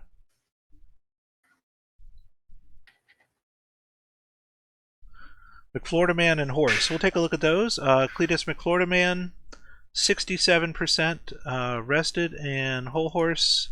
Whoops. Whole Horse is at, what is it, 58%, slightly tired. So 60 and 50 something.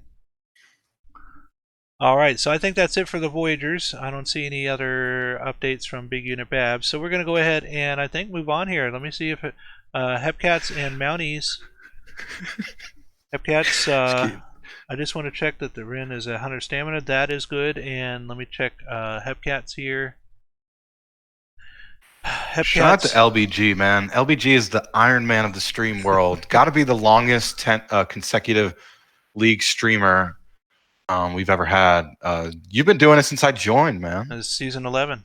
So yeah, you by definition you are, because right.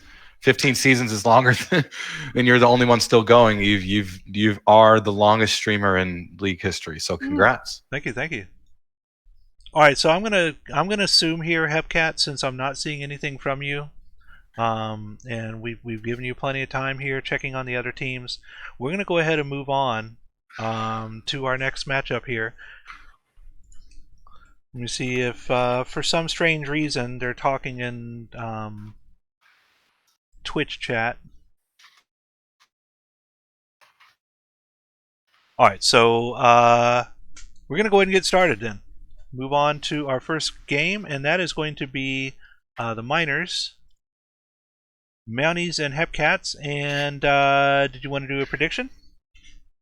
We shall. All right. Playoffs, you got to do pick'ems, especially in this series. The ERAs, maybe strikeouts or something like that. Do the Mounties hang on? Yeah, I think you got. I think you got to do a pick'em though, man. There you go. Yeah, the Mounties, they will hang on and move to a game. Was that 7? Yeah, game 7. Yeah, Kansas City leads. So Kansas City. Okay. Sports Series berth or Mounties. Which 7. Alrighty, so who will win? Will the Hepcats go to the World Series, or will the Mounties force Game 7? We put force Game 7. All right, here we go. All right, and while that's going, let's take a look at our matchups here and look at this. All the way down the line, just about, except for Stand Up and Anita Fartinghouse. Anita Fartinghouse, what an amazing Miners career. I mean, Anita's had. Look at that. 2 of the 3 seasons over 300 batting average. Slugging. The homie Shane. Yeah. Perfect Team legend in the Perfect Team server. We love you, Shane, all the way from the land down under Australia. And let's take a look at our prediction here. See how we're doing. Hepcats 49% versus Mounties 51%. About 21,000 channel points in here so far. Wow, 2 million. Decent size. I mean, it's not like the old days before you were allowed to make money off the stream. People would throw a lot of points around. Yeah. Absolutely, yeah. All right, so just waiting on the results now. We are in at 49-51, so slightly in the advantage here for the Mounties. We'll see how it goes. Hepcats with the advantage all the way down the lineup, just about. And we'll get started with Stand Up. And let me just make sure before I do that, let's do this again here one more time to be sure. Here we go. And Stand Up is going to be our first batter here. Hepcats only needed 1 win in the next 2 games to move on to the World Series again. And ends off, right? Yeah. Mm-hmm. Yeah. And in fact, let me go ahead and... I'll just leave that up until the next, because we're going to turn it right back on again. And this one's a hit through the middle. And Bark Wolf Ruff getting on first with an out. Bark Wolf Ruff going for the steal. And they're going to get steal number 3 on the season or the postseason. This was down the right field line and going to second and in with the stand-up double. Or sliding double, excuse me. And did they get Bark Bark Wolf Ruff? It looks like they got him out somewhere because he did not come home to score. And that's an out as well. So Kingston unable to get any runs here. Yeah. Caught stealing. That's what it was. Okay. This one a tapper to the pitcher, and that's going to be an out here for Cruz. Slokening now. Striking out, and now McDonald Jr. And a tapper. Catcher has to go get that one, and that's going to be an infield single as he's able to beat out the throw. And we'll get a walk here for Scott the fourth, and now Batista, 2 on, 2 out. Batista, towering shot towards right field. That had some sound to it, but caught it right before the warning track, retiring the side, leaving 2 stranded. Top of the second we go now. Brizzo striking out. Yuppers. Yuppers, and this is going to be a fly out to left field. Ferenic striking out. And that'll retire the side. Bottom of the second we go now. And this one's hit to the third baseman. And Barry gets thrown out. Count Dracula now. Dracula over the second baseman's head into the outfield. And that'll be a single with 1 out. Ortega. Pitcher goes to second. And they get the 1-6-3 double play from the pitcher to the shortstop to first base. And that retires the side with a very rare double play. But we get to the top third with Hummus God. Bryant. Ooh, nice range by the second baseman. That was Bobby McDonald Jr. for the first out. Cena Jr., similar area of the field. That's a fly out. So 2 outs, nobody on. Stand up. Another fly ball in this time right center. That's going to be a 1-2-3 inning for the Mounties bats. So Justice for Kansas City. Oh, nice dive on the ground, but Justice got too much speed. That center fielder hitting 550 now and going to go take his base at second. Oh, and an errant throw. Bumble. Sails to the outfield. Justice over to third. Just like that, ball drops. Right fielder tried to make the grab, but the Hepcats go up 1-0, just like that. Wow. Slokening now. The 5-4 and the 3. Great defense from the Mounties, keeping themselves alive here to force Game 7. And that's in the GAT for Bo Sox's new player, Bobby McDonald Jr., a stand-up double. So 2 outs, runner in scoring position for Scott. Oh, who lines out a comebacker to the pitcher. Kagamine making that grab, and now the Mounties see themselves down a run. Wolf Ruff grounding out to first. Farting House rips one into right. And that's going to be a single, so 1 out, 1 on for Bufflin. So now leading run on first. That's a grounder to the 6-4 to 3 double play. The Hepcats defense step up. Now we'll go bottom of the 4th. Hepcats looking to add some insurance, only up a run. That's going to be a beaned batter, Batista. Strikeout from Andrew Barry. Dracula now. And a strike him out. And the throw was the throw was late, so that the stolen base was successful. And there's going to be an RBI from Ortega, so Batista will score after stealing. And it's 2-0 Hepcats. And a 6-3 out to end the 4th. So the Hepcats trying to march their way back in the World Series, looking for a rematch against the Kingpins. That's a strikeout from Yuppers. Look at that range. Cruz getting out there for the second out. And right back up the middle goes Bryant. So 2 outs, 1 on for Cena Jr. Cena Jr. lining out straight to the right fielder. Hit it hard, but in a bad spot. Speaking of bad spot, they are in a bad spot. Hepcats looking to add insurance. That's going to be a walk. Cruz going to walk and steal. Small ball for the Hepcats. And Slokening just like that. The machine, the Hepcats offense, the Hepbats. Knocking in runners in scoring position. That's going to be a 3-0 game now. Bo Sox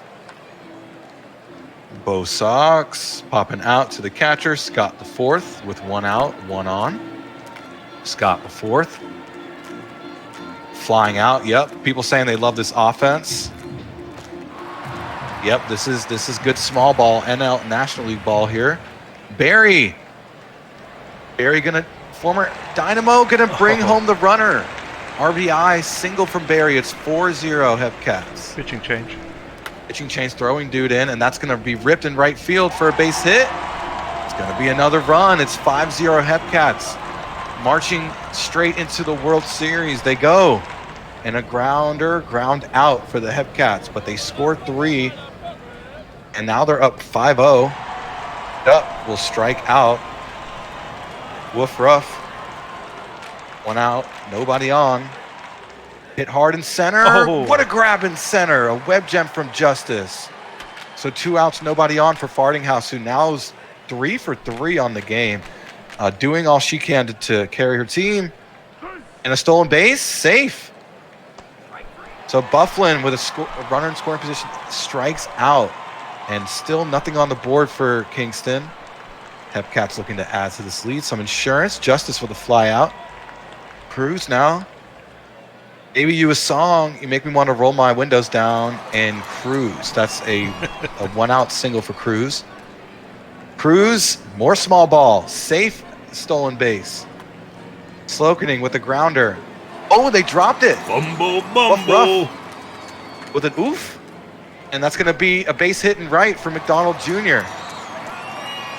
And it's now 6-0 Hepcats. Scott the 4th. Striking out, swinging. And a base hit past the second baseman. Runner will park at third. Oh boy. Andrew Barry. And that's going to be more insurance. Stop, they're already dead. Make that 2 more runs. Andrew Barry, former Dynamo legend, rips one into right, and it's 8-0. Hepcats pitching change again. Throwing man. Walking that first batter, Count Dracula. So Ortega juices based. Grounder, ground out. And the inning from hell for the Mounties. The last 2 have been bad. Now they have to go to the 7th, looking to score for the first time in this game. Brizzo will fly out. Hey, what's up, Max? Thanks for the bit cheer. A cheer gang. What up, fam? That's going to be a fly ball from Ferenc. That's going to be out number 2. This game's all but over now. Bryant with a fly ball and a fly out. And that will end the top of the 7th. Hepcats looking to add more insurance. Don't think they need it, but they'll try to do it anyway. Justice drawing a walk. Here we go. Full count walk. Cruz now. Striking out, swinging. Nice work from throwing man. Slokening. Fly ball. Fly out. 2 outs now for McDonald Jr. Rips it to the shortstop, and they'll get a fielder's choice out. We'll go top of the 8th. Sorry, LBG, this game's not that entertaining. No worries. 8-0. Rob Cena Jr. And Cena Jr. is going to strike out to start us off here. Top of the order. Stand up, striked out. And Maverick Smoltz getting the job done so far here.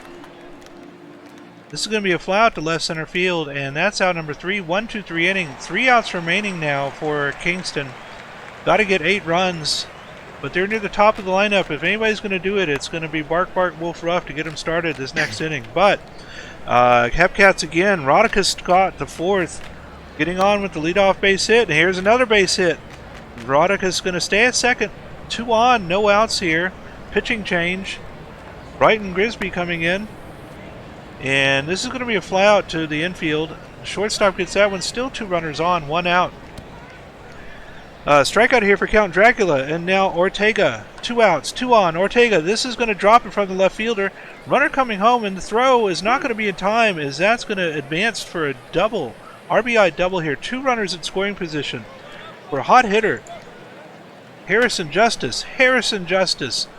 Towering shot towards left center field. That is caught. That retires the side. But they get another one on the board. 9-0. Kingston. Last 3 batters. Here we go. Fardinghouse, Bifflin, and Brizzo. Fardinghouse getting the job done again. I think that's 4 for 4 4 now. for 4. 4 for 4 from Fardinghouse. And this is going to be a double play here. 6-4-3 double play. Last chance here. Brizzo striking out, and the Kansas City Hepcats are going to hold on and move to the World Series again. Back to back.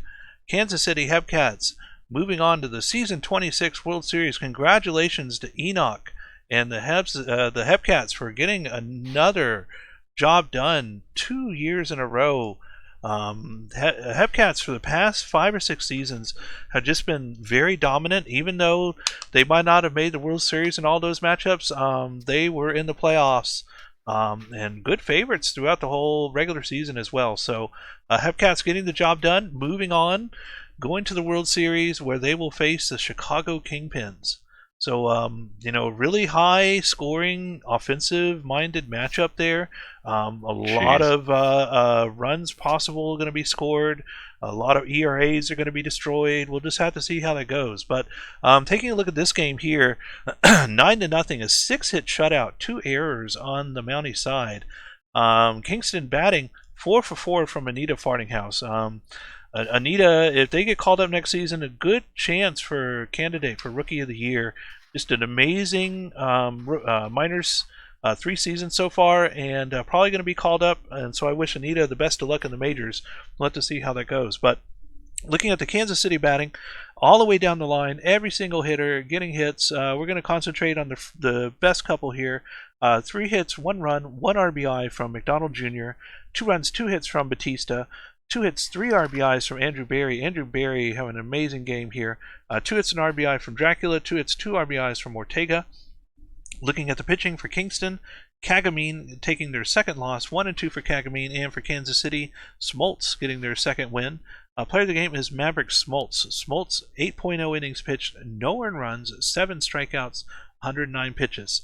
So Maverick Smoltz. Great call by AW in the chat. Last game ever as a franchise, the Kingston Mounties. Well, with that brand, same organization, now going to be the Flamingos. So hats off to you guys for making this insane run to the Final Four. And the MVP for this series is Andrew Barry. Andrew Barry, former Dynamo, getting it done for the Hepcats with the trade earlier this season. Andrew, 11 hits, 1 home run, 7 RBIs, a 440 batting average, 600 slugging. Several players here could have been contenders. Harrison Justice, Slokening, all of them, wow, even Count Dracula, all these top 4 here with amazing series. But Andrew Barry is your MVP for that series, and we'll take a look at the other one here. The Chicago You're welcome, Kingpins. Hepcats, says the Dynamos. Chicago Kingpins, and Chicago winning this one, of course, 4-1. And Anchovy for Chicago is going to be your MVP for this series. Anchovy, 20 at-bats, 13 hits, 2 home runs, 8 RBIs, 650 batting average, 1,000 slugging. 1.000 slugging. So Anchovy getting it done big time here in the series to be able to take Chicago to the World Series. So we're going to go ahead and move on now to the rest of our playoff coverage. Now that the minors are done, we'll move on to the majors. And let me go ahead and do a file save here real quick before we go ahead and check on settings for the final 4 teams here. Final 4 teams. I just want to check our bullpen roles. So we'll take a look at Big Unit Babs' bullpen roles for the Voyagers.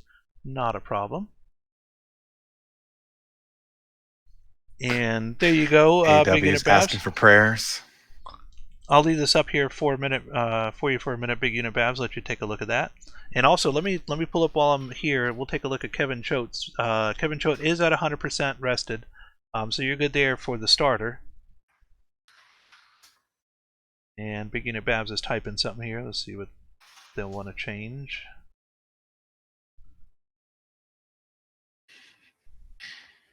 Going to change Horse to 7th or later and McFlorida Man to 8th or later. All right, so we'll go here to Horse. Judy, to see the Aviator stamina. And McFlorida Man to 8th and later. It looks like McFlorida Man is already... Do you mean 8 plus? Oh, 8 plus and later. I got you. There we go. All right, so there's those 2 Big Unit Babs. Any others?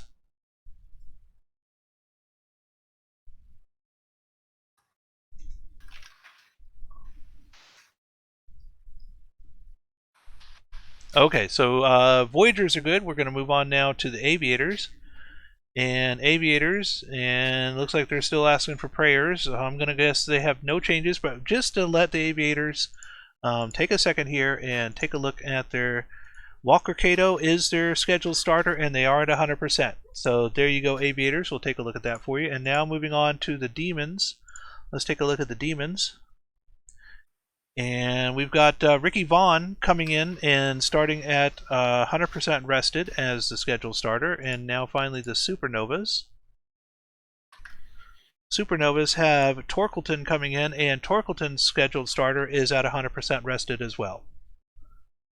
So there we go, taking a look at Demons. And Demons are good now. Oh, I have to pay out the bet. Sorry about that, y'all.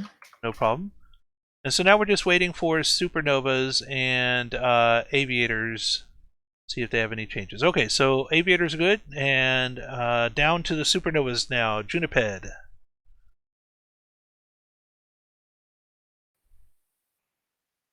Aviator stamina. We'll take a look at all the stamina, not a problem.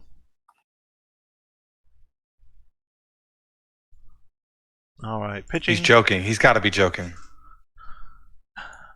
Cato, scheduled starter, 100%. Ray's Funk, 25% exhausted. Ripspod, 0% exhausted.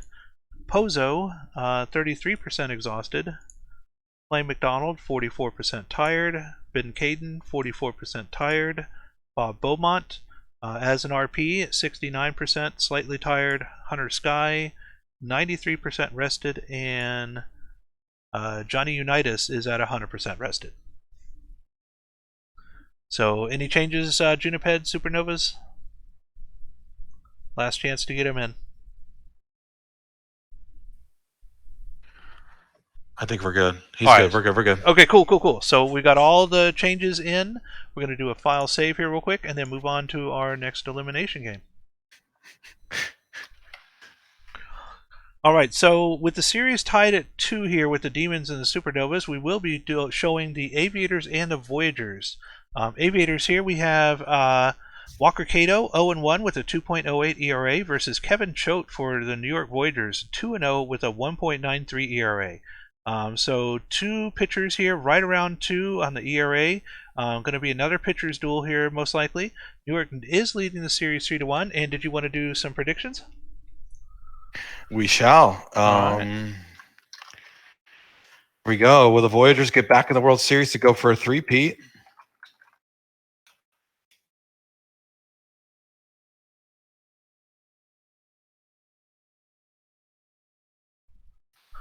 All right, we'll take a look at that here for you while that's going. Aviators. Series is at 3-1. Am I right?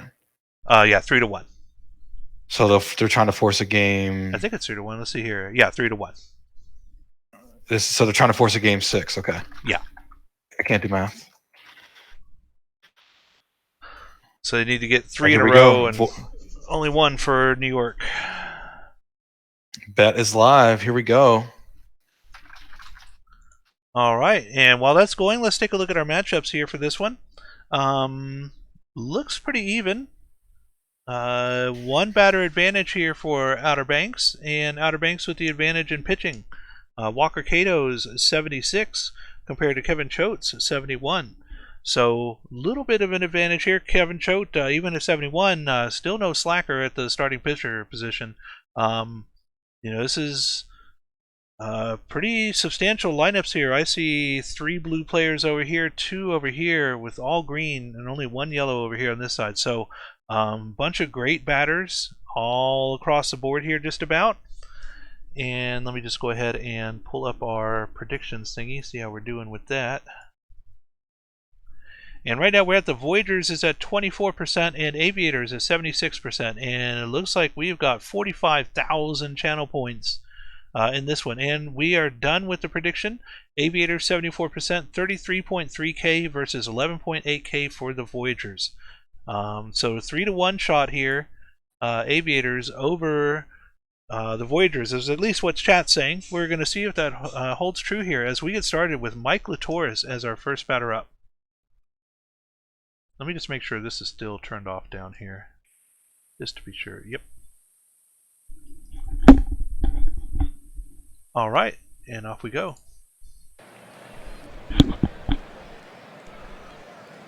OBX up first, Mike Latoris. Oh wait, BNN's off. Oh shoot. Can I turn it on from here? Don't think so. I should have stopped you. I mean, it's not the worst possible thing. It's better than accidentally skipping a game, you know? Yeah, shoot. I'm sorry, chat. Yeah. It's all good. We'll, you know. We'll just, we'll hide the screen and go right into the box score afterwards to surprise you. Yep. Love that. You're the king of that. Alright, so, let me go ahead and fix this. We'll turn that off. There we go. Like I said, accidentally keeping BNN off is way better than accidentally skipping a game. Yes, absolutely. Totally true. And that's going to be an infield flyout here for out number 2. And we'll get a strikeout, and that'll finish off the side, and the Voiders come up now. Stevenson over the shortstop's head. That's going to be a leadoff base hit. Stevenson with 2 stolen bases so far this season. Will they go for 3? And we'll get a strikeout here from Menard and now Rusty Kuntz. And there they go. And stolen base number 3. Rusty to the second baseman. They get him out, but the runner advances to third. 2 outs, and this is drilled towards right field. Ooh. And that is almost out of here to the building on the other side of the street. 448 feet. And just like on that. His birthday. Yeah, on his birthday. Tom Shue getting it done. This one to the second baseman, and that's going to retire the side. But New York gets 2 on the board. Leads 2-0. OBX has their work cut out for him here, and a strikeout from Dratchenberg. Kevin Choate doing great so far. And that might change here. That's a moonshot. And that was over near the U.S. flags over there in right field. 378 feet in that one. And that's going to make it 2-1. And we'll get a strikeout looking here from Hunter Geist. That'll bring up Linus Riverboat. Riverboat striking out as well, and Kevin Choate getting it done again. And we now move to the bottom of the second. Voiders up. And that one hits the second baseman out, number 1. Kirk Swerve. And almost beat out the play. The shortstop with the killer arm able to make it the play when they had to delay to get the ball there. And look at the strikeout. Now we move to the top of the third. 2-1 New York Voiders with Thomas Scott. Third, Tyler Swift. Girosu asked for the series scores updates. It's going to be a rematch in the Minor League World Series, Hepcats Kingpins, and this series is 3-1. So if the Voyagers win, they advance, and the other major series 2-2. is tied at 2-2. That's going to be a strikeout from Literis. Walker drawing the walk could be huge here if Dub City could do something. Walker, easy stolen base. So Dub City now with a wrist. Choate struck them out. Here we go. Back to the Voyagers bats. Them boys grounding out. Nice play from Riverboat again. Stevenson. Uh-oh. Oh, hit too hard. That's going to be an infield single. Here we go. The 4-6-3 double play from the Aviators infield will end the bottom of the third. Nice defense from OBX. Showing some heart here, down 3-1. It's going to be a walk for KBK. Now Drachenberg. Grounders. And they're going to just get the lone runner at first. So now we got a wrist for Halen, who strikes out swinging. Geist with a fly ball. High in the air, caught for the third out. OBX coming up scoreless again. We'll go back to the Voyagers. It's going to be a ground out to second from Rusty Kuntz. Tom Shue on fire. Striking out swinging. Slim. And the ground out, they'll go down in order. We'll check out OBX batters now, who are going to bring up their bottom third. Can they get something going here to tie it up? And that helps. That's Linus Riverboat, who's hitting for a good average in the playoffs so far. Make that 351. And a stolen base attempt from Riverboat. Out at second. Nice throw from Barbados Slim. And Swift will draw a walk, trying to get that average up. And Swift will try Slim's arm, and he's safe. So can Tex Walker bring the runner home? And he won't. It's a ground out. So Literis with a wrist. Literis right up the middle. Will this run come home? And it will. That's a ribby for Litoris. Here we go. Tie ball game now. Anyone's game. That's going to be a pitch out. And he's safe. Looked like a pitch out. Don't know if it actually was. Strikeout from Dub City will end the inning, but a tie game now. And a ground out from Hunter. Torres had that clutch ribby. Here we go. 1 out, nobody on. And a line out for out number 2 from Swerve. So the Pretzel Man will ground out, and they go down in order once again. So OBX got the big Mo on their side. Momentum, top of the 6th. Close one here. Oh, that was hit real hard. A freaking scorcher at the right field wall, and that's going to be a sliding double. So nobody out, runner in scoring position for Drakenberg, who draws a walk. So leading run on second. And the 6-4-3 double play. Great defense from New York. And a tapper to third. Geist beats out the throw. OBX takes the lead. Nice heads up tap hit from Geist. Wow, nice play. Geist stealing. Safe. Here we go. Riverboat with a runner in scoring position. Riverboat drops one in left field. Runner parks at third. Doesn't want to test the arm of Stevenson. And a stolen base. Here we go. Riverboat. Throw is off the mark. Here we go. Oh. Strikeout from Swift will end the inning. But OBX clawing back in this game. Succeeded on tying it up. Now take the lead. Dem boys. Wow. Nice blooper in left to start us off here in the bottom of the 6th. Grounder. The 3-6, but not the 3. Stevenson's too fast, so Menard draws a walk. So a little bit of trouble for Cato here. Oh, and what was that? A Fumble wild bumble. pitch. And that's going to be a base hit in center field. Tie ball game, costly. Voyagers. Yeah, here we go. Shu, the hot hitter. Ooh, try to check his swing. Lost the appeal. 2 outs now for Slim. Slim with a high fly ball, warning track power, but not far enough. And the Voyagers tie it up. Take advantage of some sloppy play from the Aviators. And a strikeout from Tex Walker for out number 1. Latoris with the grounder. Out number 2, Dub City. 1 homer so far in the postseason. Striking out on a full count. Whole horse dealing. Voyagers now, they got Big Mo. Kevin Hunter having a good series, make it 1 for 3 in this game. Swerve, one on, nobody out. Look at that range. And the second baseman, that was Tex Walker. 1 on, 1 out, up the middle. Riverboat picks it up, steps on the bag. The 6-3 double play. Nice play. Tie ball game for LBG to finish it off. And here we go, Bergen Cannon. And Bergen Cannon's going to get it down the right field line and go 1 for 2. And they shouldn't have relayed there. They might have gotten it if they hadn't relayed. Drachenberg. Tapper to the pitcher. Runner moving to third. Dan Halen 1 out, 1 on. Dan Halen line drive. And the throw, they're going to try for it. And he's safe. And it's now 4-3. OBX taking the lead. Top of the 8th in the lead now with OBX.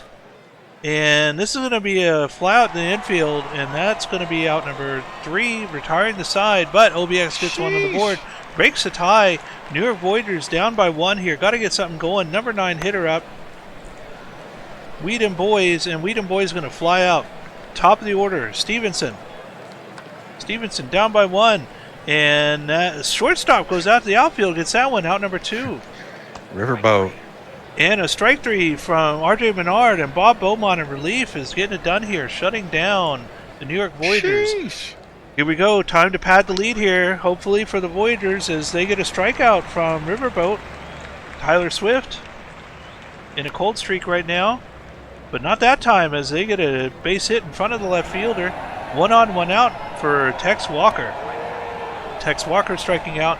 Top of the order, Mike Latoris. Mike Latoris to the shortstop. They get the force out at second. Retiring the side. And here we go. Last chance. New York Voyagers. Kuntz, Shu, and Slim. This is who you want up? Rusty Kuntz.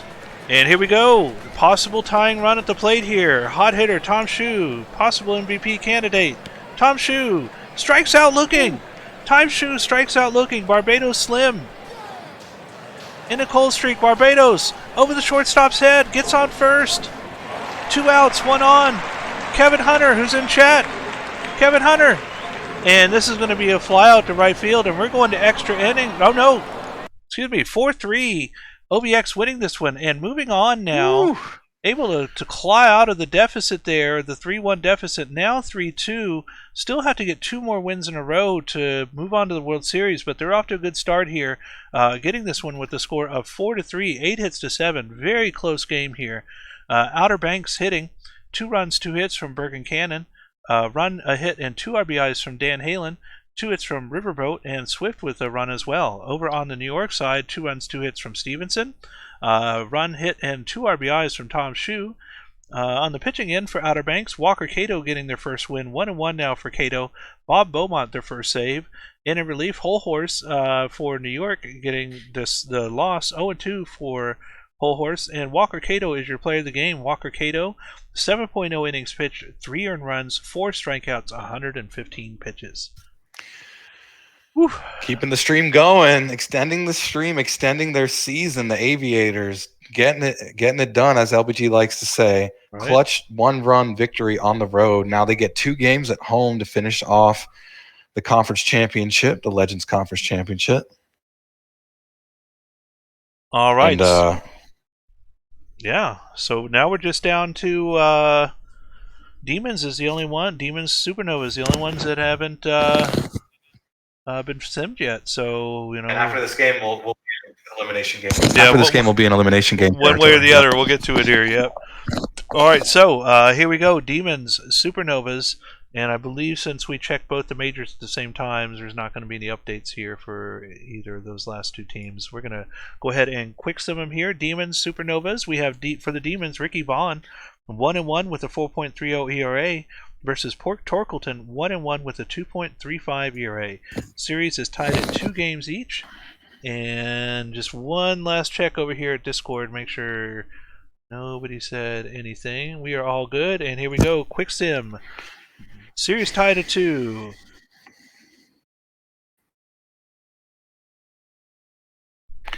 And the road win for the Demons, 15-10 on hits, scoring 6 in the top of the 9th. My goodness, what a comeback. Look at that graph. Wowza. It was Dimes hitting a bases clearing triple versus Bill DeHill, and then a run scoring single from Scott Poe. So Bill DeHill giving up the game late. Everybody got a hit for Detroit, and almost everybody got a hit for Sarasota, but Torrent didn't reach base with 2 walks. So we'll check it out here. 3 for 5 for Stretch, 4 ribbies for Nicky Dimes. Got 3 of those on that bases clearing triple. 2 ribbies for Crash Wagon on the other side, and 3 ribbies for Troy Dominic, the DH. So the Demons 1 win away from their first World Series. Let's see, Vaughn got the start, spin rate played, but Palmer getting the win in relief, shutting out my team. Diglett with the hold. Torkelton got the start, had a good start. Bill DeHill gave up 4 and only recorded 1 out. Nicholson Dimes is your player of the game, clearing the bases on a triple. Man. Well, 1 play. That was all it took, and then it just opened wide up from there. Ouch. All right, so that is it for this sim day. Since we did have the minors here at the end of this, the final game for this one, we're going to advance and see if we need to delete the World Series from them. We'll do that right now. All right, so let's see if they added it in the schedule. All right, so the schedule is for tomorrow. So if we look at today's schedule, let's go back, go over here to the majors. And it is an off day for both majors teams, so it looks like we will have to delete the World Series in its entirety for the minors. Let me do a file save here again real quick before we complete that. No PBE, no World Series here in the minors. Moving on to the next sim day. And there we go. All right, so we're going to go ahead and I need to cover the screen real quick to get in a setting real quick. We'll be right back. Give me just a second.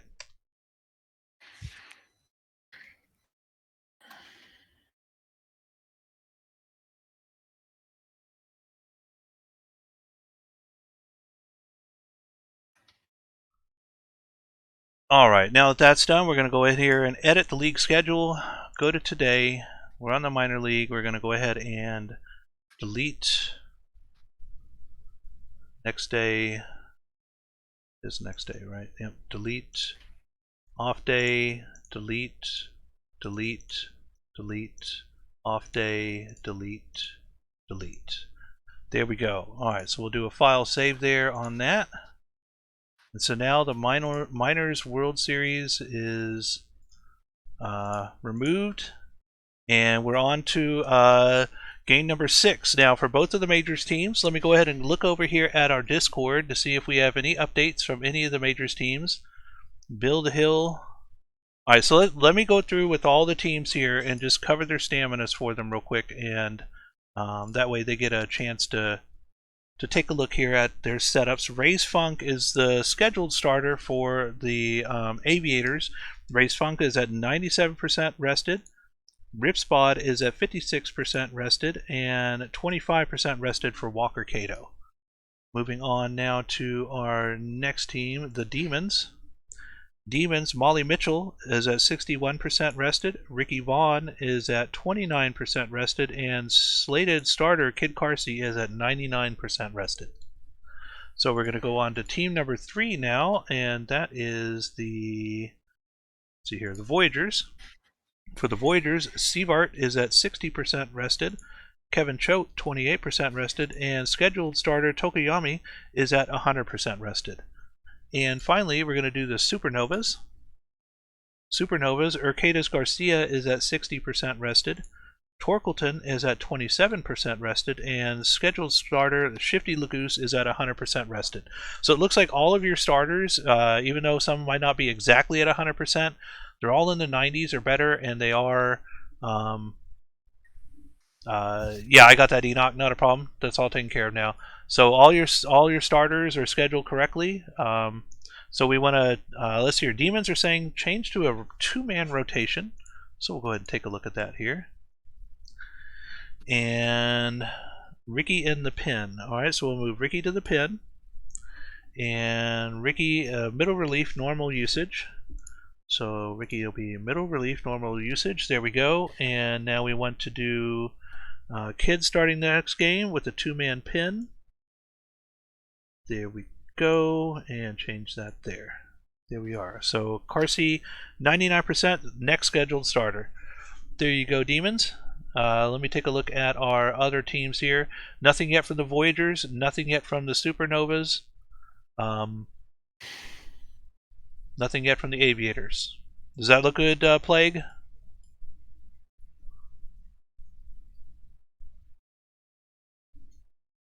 All right, I'm going to give all the teams 30 more seconds here. 30 seconds left for Voyagers, Aviators, Supernovas to get in changes. We just covered your staminas. I'll be happy to look at them again if you missed them. Voyagers, I missed my stamina. No problem, Babs, so we'll take a look at that again. Hold on just a second. So we had Sievart is at 60% rested. Kevin Choate is at 28% rested. And Tokoyami, who's scheduled, is at 100% rested.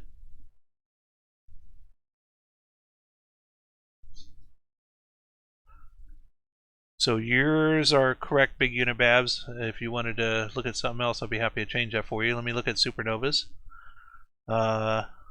Make dirt normal usage, please. No problem. We'll take a look at that. And Supernovas, there we are. Pitching Dirk Diglett, we'll make that normal usage. There we go. Juniped, you're all set. Any other changes for you, Voy Boys? Mostly bullpen, please. Okay, oh sure, we'll take a look. Looking at the Voyagers bullpen.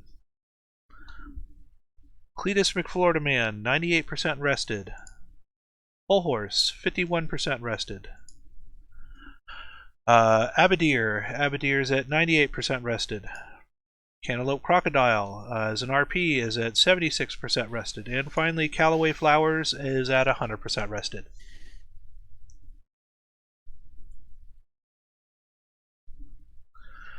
All right, looking at supernovas again. There we go. Supernovas say they're good. So we're just down now to Voyagers and Aviators. Any changes for Voyagers, Aviators? Last chance. 10 seconds to go. As long as I see you typing, I'll continue to extend it, but I just need to make sure you're typing something to let me know. Okay, McFlorida Man to Stopper, 8th and later, and Closer. Stopper, 8th, and alright, so we have 8th and later, there we go, and what was the last one? Closer. There you go. And Aviators. Anything from the Aviators? AW13. I'm going to ping you. Here comes the ping.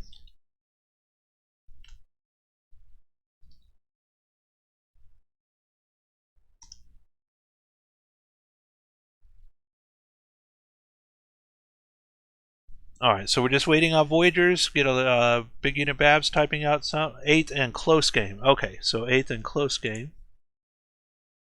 There you go.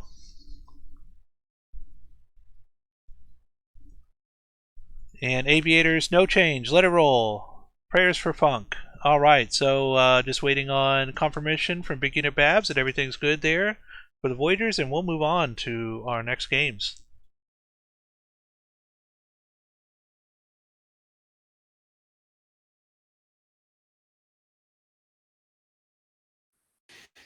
Big Unit Babs. Pinging you, Big Unit Babs. I guess we should see Supernova's Demons since we haven't seen them yet. Yep, and I think we're going to do this in reverse. I'm going to do the middle, and I'm going to let you do the front and the back, and then that way, you know, when the Supernovas win, you can call that one. Let's not get ahead of ourselves, my man. Right. We know how this goes. you know what happens when I'm in the booth. Oh boy. All right. Well, we'll fingers crossed either way here. We'll see how it goes. All right. So everything is good. We're going to do a file save here on all the settings we've changed. All the teams are all set, and we're moving on to our next matchup. And we have the Voyagers, Aviators, 3-2 in that one, 3-2 in this one. Sarasota and Demons. Demons with the lead, and New York with the lead in the other one. Supernovas, Demons, Shifty Lagoose for Sarasota, 0-0 with a 5.40 ERA versus Detroit's Kid Carsey with an 0-0, 4.22 ERA. Two former Dynamos here pitching, starting. Hopefully one of them will get into the World Series here. We'll have to see which one. But Detroit's leading 3-2. So, prediction time? Do it. All right. Yeah, I got to do a BNN off, please. Oh, let me make sure that that's still. Call Okay. Frick. Oh, it's already off, I think. Yep, still off.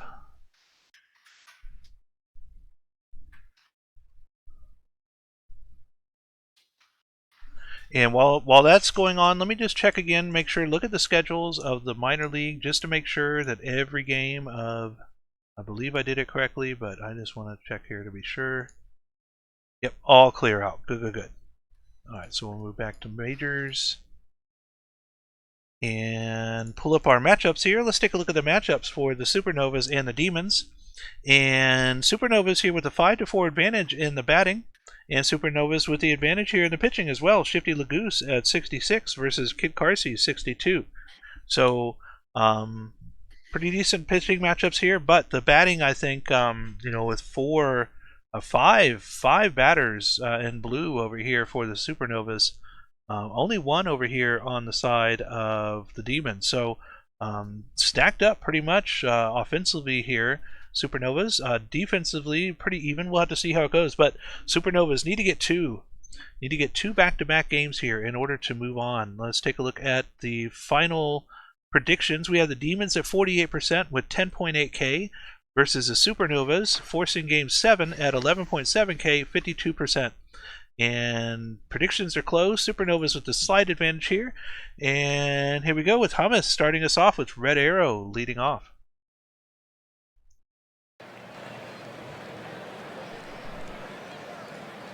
BNN is off. Yep. LSU. Here we go. Kid Carsey. Red Arrow with a fly ball. Good contact on a full count. Will fly out. Holding a fart. Hitting 294 in this postseason. Will also fly out, this time to center. So Bogescu, Tiger fan, hits one hard to the second baseman. They go down in order. So Kid Carsey dealing early. Stacking paper for the Demons. Striking out, swinging for out number 1. Herrera with a fly out for out number 2. So Haywood Dinkle with 2 outs. Grounder, ground out. So both teams go down in order. We'll go top of the second. And a walk from Ace Carter.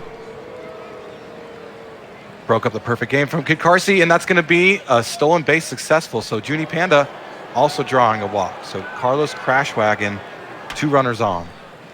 And this is going to be a fly out in center. Runner's going to go. Runner's safe. So a sac fly shot here for Torrent. That's a really shallow and right. Oh. And the throw is in time. What a throw from Gelnatz. And now we'll end the top of the second. We'll go bottom of the second. A strikeout from Dime. Shifty dealing so far. Poe with 1 out. Poe hit it hard to the third baseman. Will ground out. So Armstrong with 2 outs. Armstrong to Junie. Junie will throw him out. So they go down in order once again. We'll go top of the third. And LBG. Here we go. Sarasota needing to get some offense going here. Down by 2 games. Or excuse me, 1 game. Needing to get 2 wins. And this is going to be a fly out here to right field. And that is out number 2. Top of the order, Red Arrow. Red Arrow and another fly out to right field. Right at the warning track. That one is caught and retires aside. Bottom of the third we go, Detroit.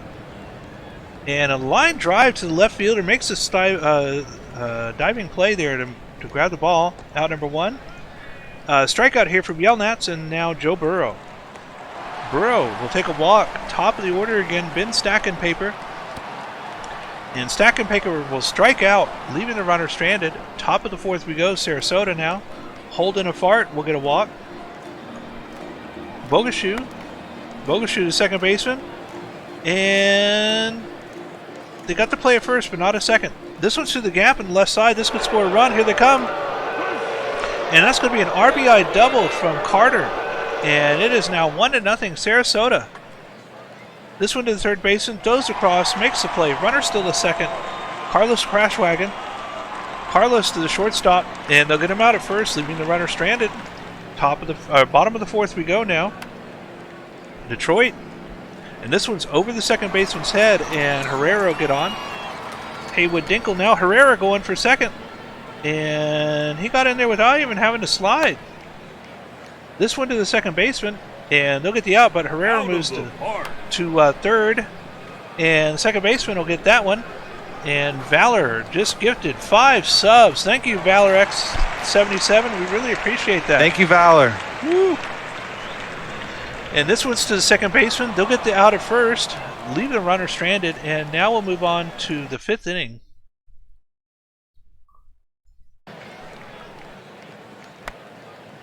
And this one's going to be a fly out to left center field, and that is out number 1 for Torrent. Dominic will strike out looking, and now J-Doctor. J-Doctor, and a line drive to the left fielder. 1-2-3 inning. Bottom of the 5th we go. Halfway through the game now, still 1-0. This one to the third baseman, throws across and makes the play. Danny B gets thrown out, and now Yelnats. Yelnats strikes out looking. Joe Burrow, and look at that shortstop. He like levitated to go out to the outfield to get it. It didn't even look like he moved his legs there. That's my GM. Right? All right. They'll take us back now to Red Arrow, top of the order for Sarasota. Red Arrow striking out and now holding a fart. And the diving play by the second baseman, but he's not been able to make the throw. And holding a fart to get on first. This one's past the shortstop, and Bogescu will get on. 2 on now, 1 out for Ace Carter. Ace Carter striking out. 2 outs now. Junie Panda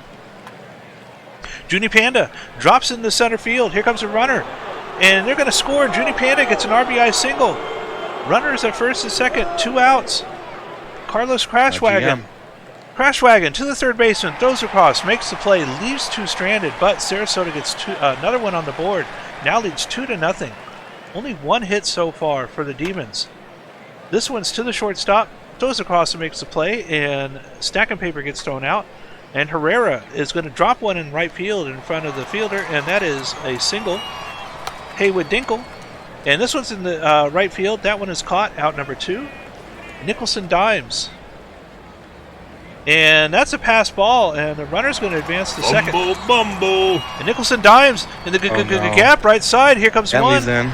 And that's going to be an RBI double. And it is now 2-1. Splitting that lead in half there, and they'll get a strikeout to leave the runner at second. Sarasota getting out of a potentially dangerous situation there. Now moving to the 7th inning, up by 1 still. And we'll get a leadoff walk for Torrent. Dominic now. Dominic striking out. Still 1 on for Jay Doctor. Jay Doctor striking out. And 1 on, 2 out for top of the order, Red Arrow. Red Arrow to the first baseman. Goes to the pitcher, makes the play, leaves the runner stranded. 7th inning stretch time now. Detroit down by 1. Stretch Armstrong. Stretch Armstrong. And what a diving catch by the right fielder to get that out. Danny B now with 1 out. Danny B will strike out. 2 outs now. Yelnats. And Yelnats strikes out. We'll go to the top of the 8th now. Hummuscott Sarasota team up by 1. Tristan coming in to relieve me. That's always good. I gave up the only run so far, holding a fart. Farting in the club, as Diglett would say. That's a fly out. Bogescu now, number 3 hitter. Striking out, try to check his swing, lost the appeal. Ace Carter. Striking out again, Tim Galvin dealing. So here we go, Tristan once again. Another strikeout, make that 3 on the ball game for Tristan. Stacking Paper. Stacking Paper grounding out. So Burrow struck out, Stacking Paper grounded out. So Herrera will ground out. And that will end the 8th, top of the 9th. Last chance for Sarasota to add some insurance before we head to the bottom. Panda striking out, looking. Great pitching by Galvin. Crash Wagon. Popping out for out number 2. And Torrent got some good contact behind it, but not enough power. That's going to be out number 3. Here we go, bottom of the 9th. It's looking like it's probably going to be Tristan again for the 3-inning save. Yep, here we go. Dinkle, Dimes, and Poe. Dinkle grounding out. Can Sarasota force a Game 7? Oh, Diglett's in. Lancer giving up a base hit. So 1 out, a game-winning run to force and a stolen base. And he's safe. So tying run on second, another stolen base. Oh. Safe again, tying run on third. So just need a sac fly from Poe. And that's going to be it, a tie game. We're going to go at least to extras. Game-winning run on first for Stretch Armstrong. Here we go. That's going to be a fly ball. That's going to be out number 2, Danny B. And we're going to extras, folks. LBG, take us into the 10th. Demons tied up in the 9th. Here we go. 10th inning. Sarasota. Dominic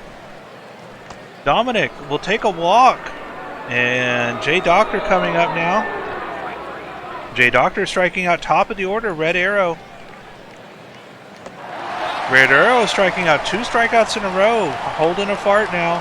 1 on, 2 outs. Holding a fart towards left field. And that is caught near the warning track. And we now go to the bottom of the 10th. Still tied 2-2. And the walk-off chance here for Detroit as Yelnats coming up. Yelnats, and this is going to be a fly out to left center field. Out number 1. Joe Burrow. Hard hit ball towards center field, but that is going to be caught. Out number 2. Last chance, Ben Stacking Paper.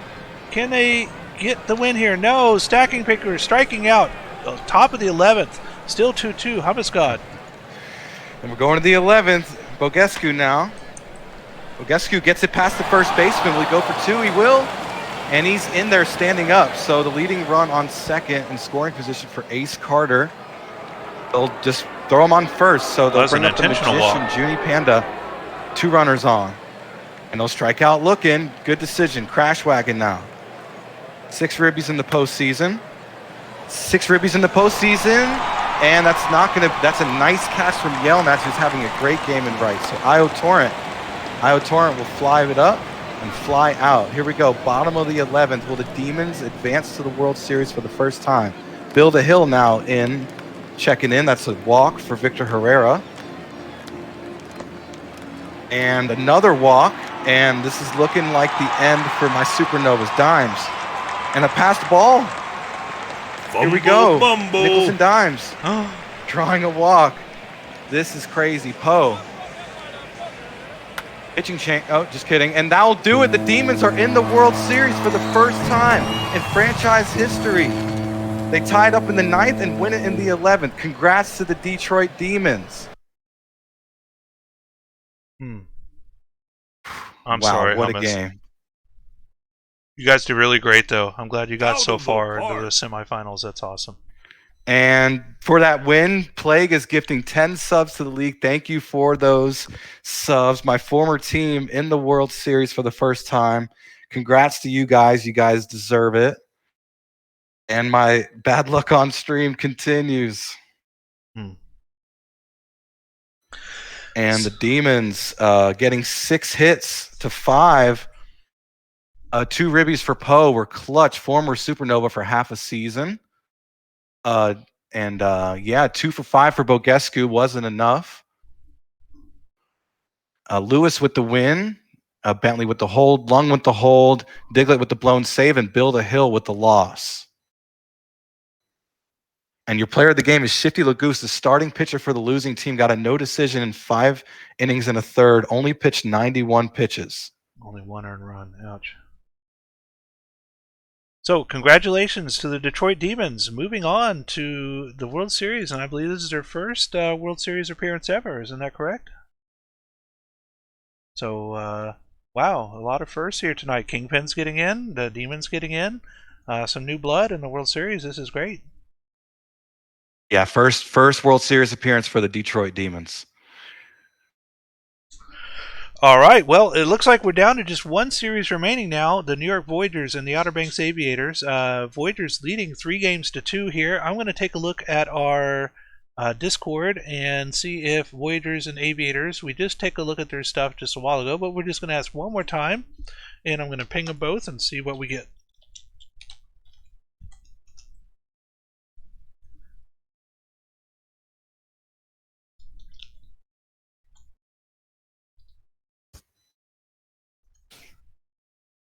Man, 2 comebacks by the Demons in a row. First was a bigger comeback. They were down 7-3. This one, they were only down 2-0 and then scored 3 straight. So the Demons, the comeback boys. Oh, yeah, payout predictions.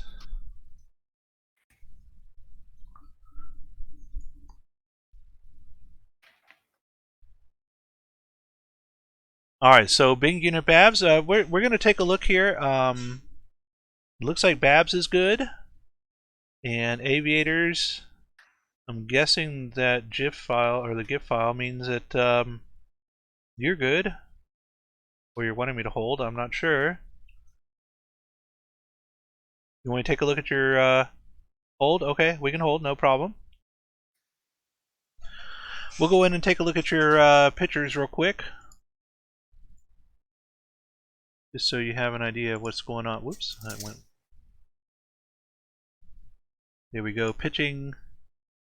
We have Ray's Funk at 97% rested as your pitcher. Okay, so Aviators good, Demons.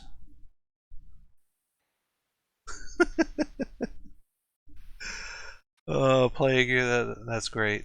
I love you. And AW13 still saying, still pray for Funk. All right, so Voyager's good, Demons good, Aviator's good, Hepcat's good, Kingpin's good, and so we're going to finish up our last game here. Last series, I should say. Only 1 or 2 possible games left for the stream. And we have the Voyagers and Aviators. Did you want to do another prediction for this one? Let's get it. All right. So while that's going on, we'll take a look at our lineups here. And it looks like 5-4 Aviators with the advantage. Ray's Funk with 67 over there versus Tokoyami with 62. So Ray's Funk with the advantage. Voyagers playing away here. OBX has been pretty decent at home so far, if I remember correctly.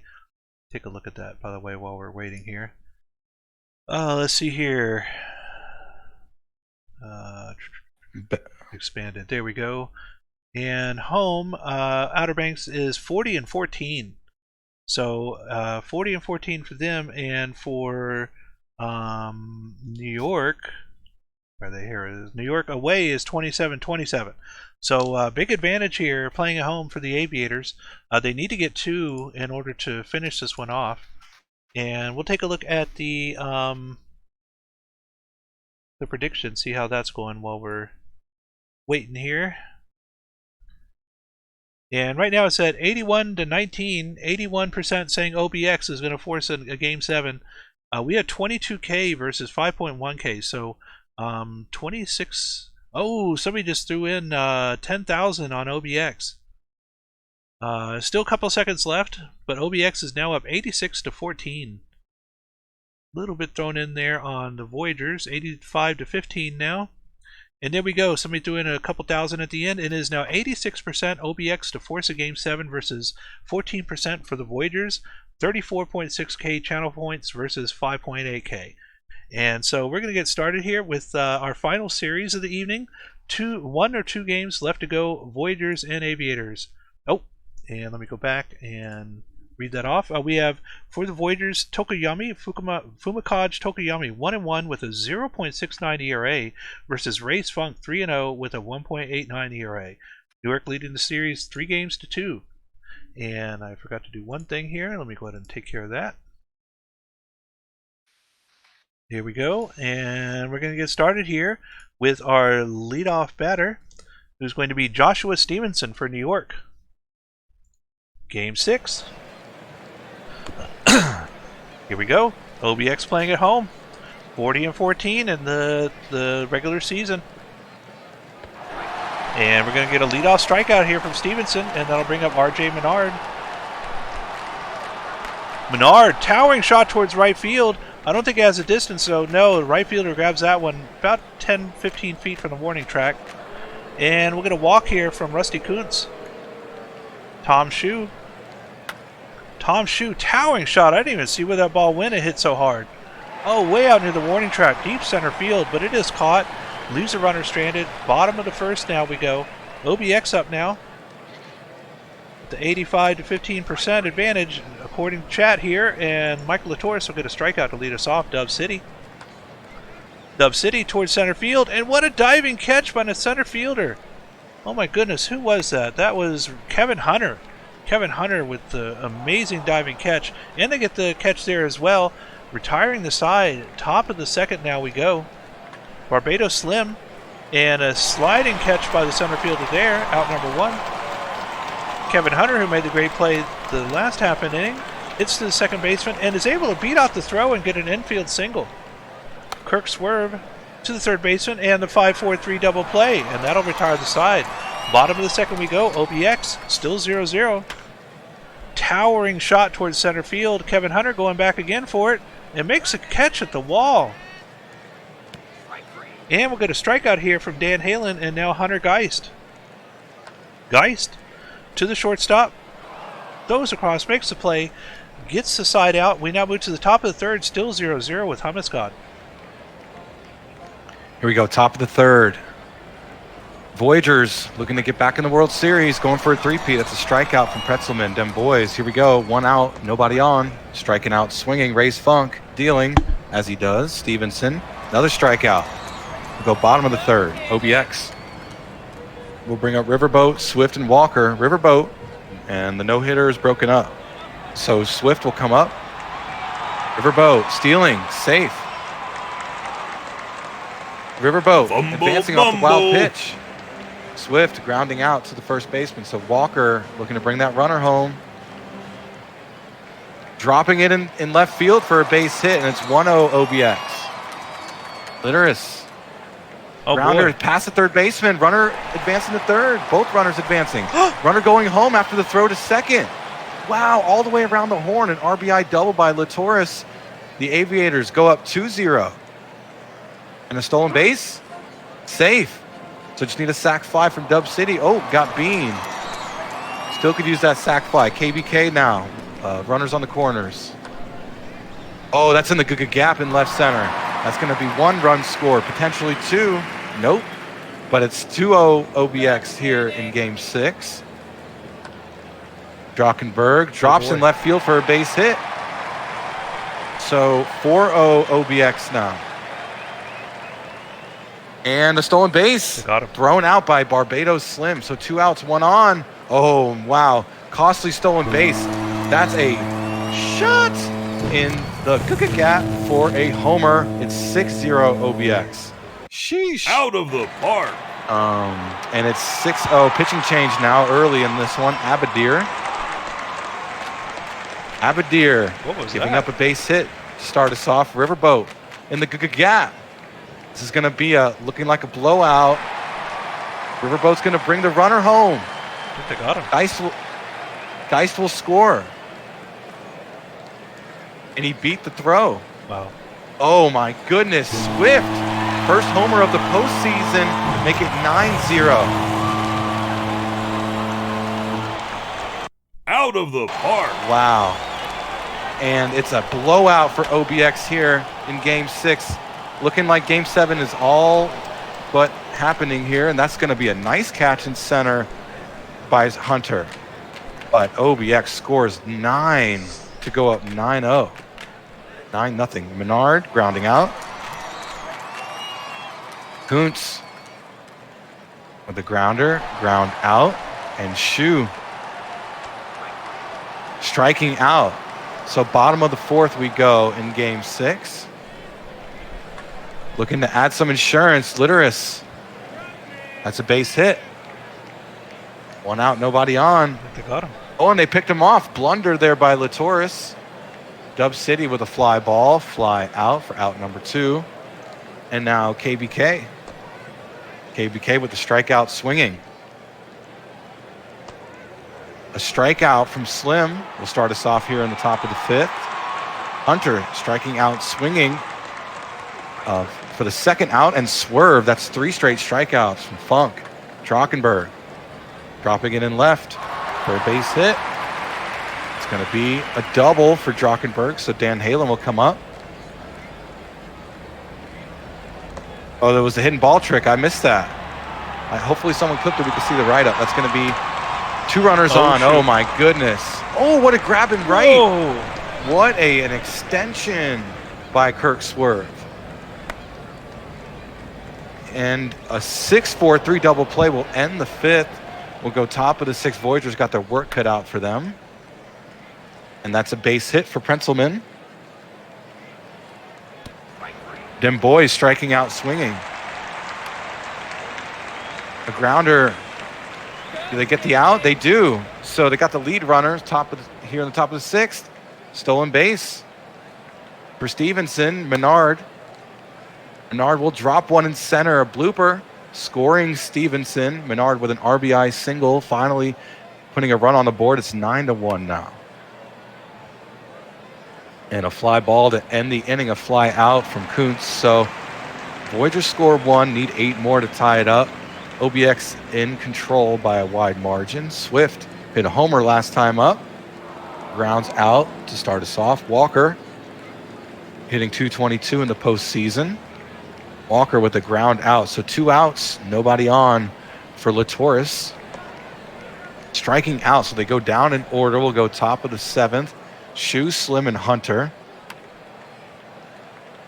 And a fly ball caught for out number 1 for Tom Shu. Grace Funk still in the game, pitching obviously very well. And a ground out from Slim. So Hunter, 2 out.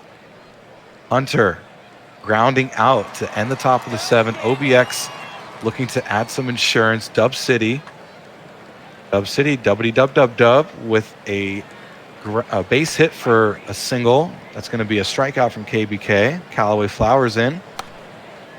Drockenberg with a fly ball. And a fly out for out number 2. Here we go. Halen now with 2 outs. Dub City stealing. Safe. No, not a problem. Halen lifts one high in left center, but that's going to be out number 3, and we'll go top of the 8th. LBG finishes one off. And New York Voyagers, bottom third of their lineup, Swerve, Pretzelman, and We Dem Boys. Here we go. And that looked like it hit him. No, it was a walk. Swerve getting on with the walk, and now Pretzelman. Pretzelman a tapper into the shortstop, but the runner does advance as they get him out at first. We Dem Boys, runner a second.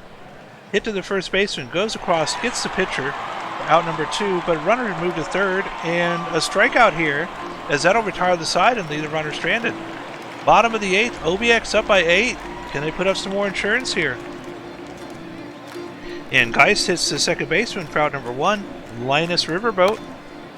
Riverboat, line drive to the third baseman, throws all the way across and makes the play, out number 2. Tyler Swift. Towering shot left field over towards the foul line, and that is caught for out number 3. 1-2-3 inning.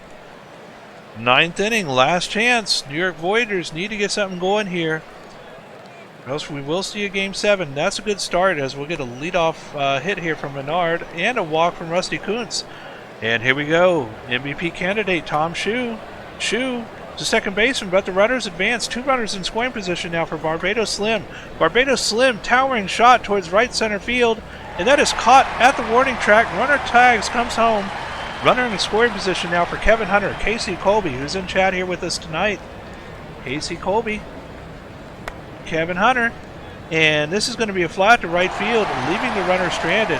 And just like that, OBX, the 40-14 regular season home game record, is able to hold on here and beat the New York Voyagers with a score of 9-2, 12 hits to 4.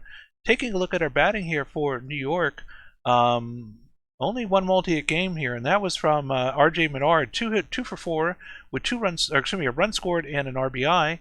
Over on the other side for Outer Banks, Mike Latour's 2 hits and an RBI, 2 hits and an RBI from Drachenberg, a hit and 2 RBIs from Dan Halen. 2 runs, 2 hits, and an RBI from Linus Riverboat. 2 RBIs from Tyler Swift. Pitching for New York, Tokoyami gets their second loss. Over on Outer Banks side, Rays Funk gets their 4th win of the postseason. 4-0 now for Rays Funk. 7.1 innings pitched, 1 earned run, 9 strikeouts, 99 pitches, and Rays Funk is your player of the game. So Rays Funk holding on for Outer Banks and able to get them into a crucial Game 7 here to be able to move on and hopefully get into the World Series. So we are done with this sim day. We're going to go ahead and advance a day and take a look at the stamina for Game 7 here between both of our starting pitchers. So we'll start here with the Aviators, who has Justin Ripspod as their scheduled starter, and right now they're at 93% rested. Walker Cato is at 54% rested, and Rays Funk, who just pitched last game, is at 0%. So Ripspod is at 93%. Going over here to the Voyagers. Voyagers' next scheduled starter is Sevart. Sevart is at 100%. Kevin Choate is at 60%, and Tokoyami, who just pitched, is at 1%. So it looks like both the starting pitchers who are slated to go are good for this Game 7. But let me take a look at Discord and see what we have here. Looking at the Voyagers, set horse to 6 or later, please. Not a problem. We can fix that. 6 or later. There you go. And let's see if we have anything here.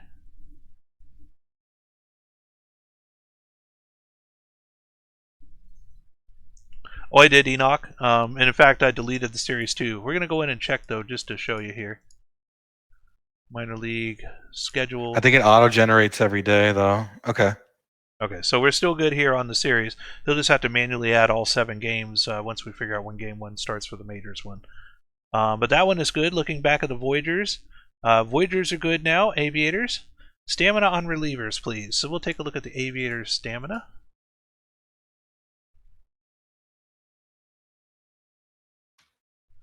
And Aviators pitching stamina for the relievers. Domingo Pozo is at 100%. Blaine McDonald at 98%. Baron Ben Caden at 100%. Bob Beaumont at 53%. Hunter Sky at 100%. And finally, Johnny Unitas is at 100%. So it looks like right now Bob Beaumont is the one that is the most tired.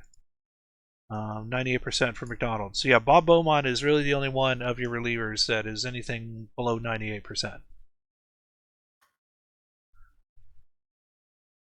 Yep, no problem, Enoch. Happy to help.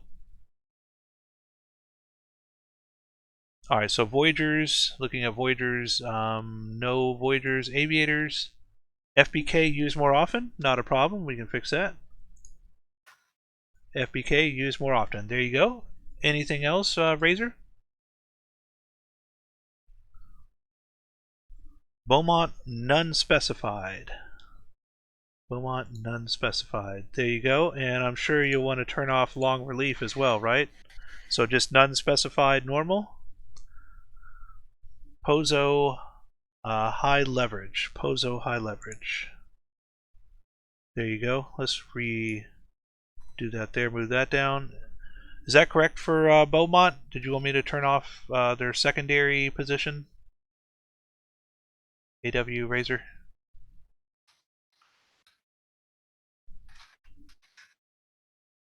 Just waiting on a last confirmation here.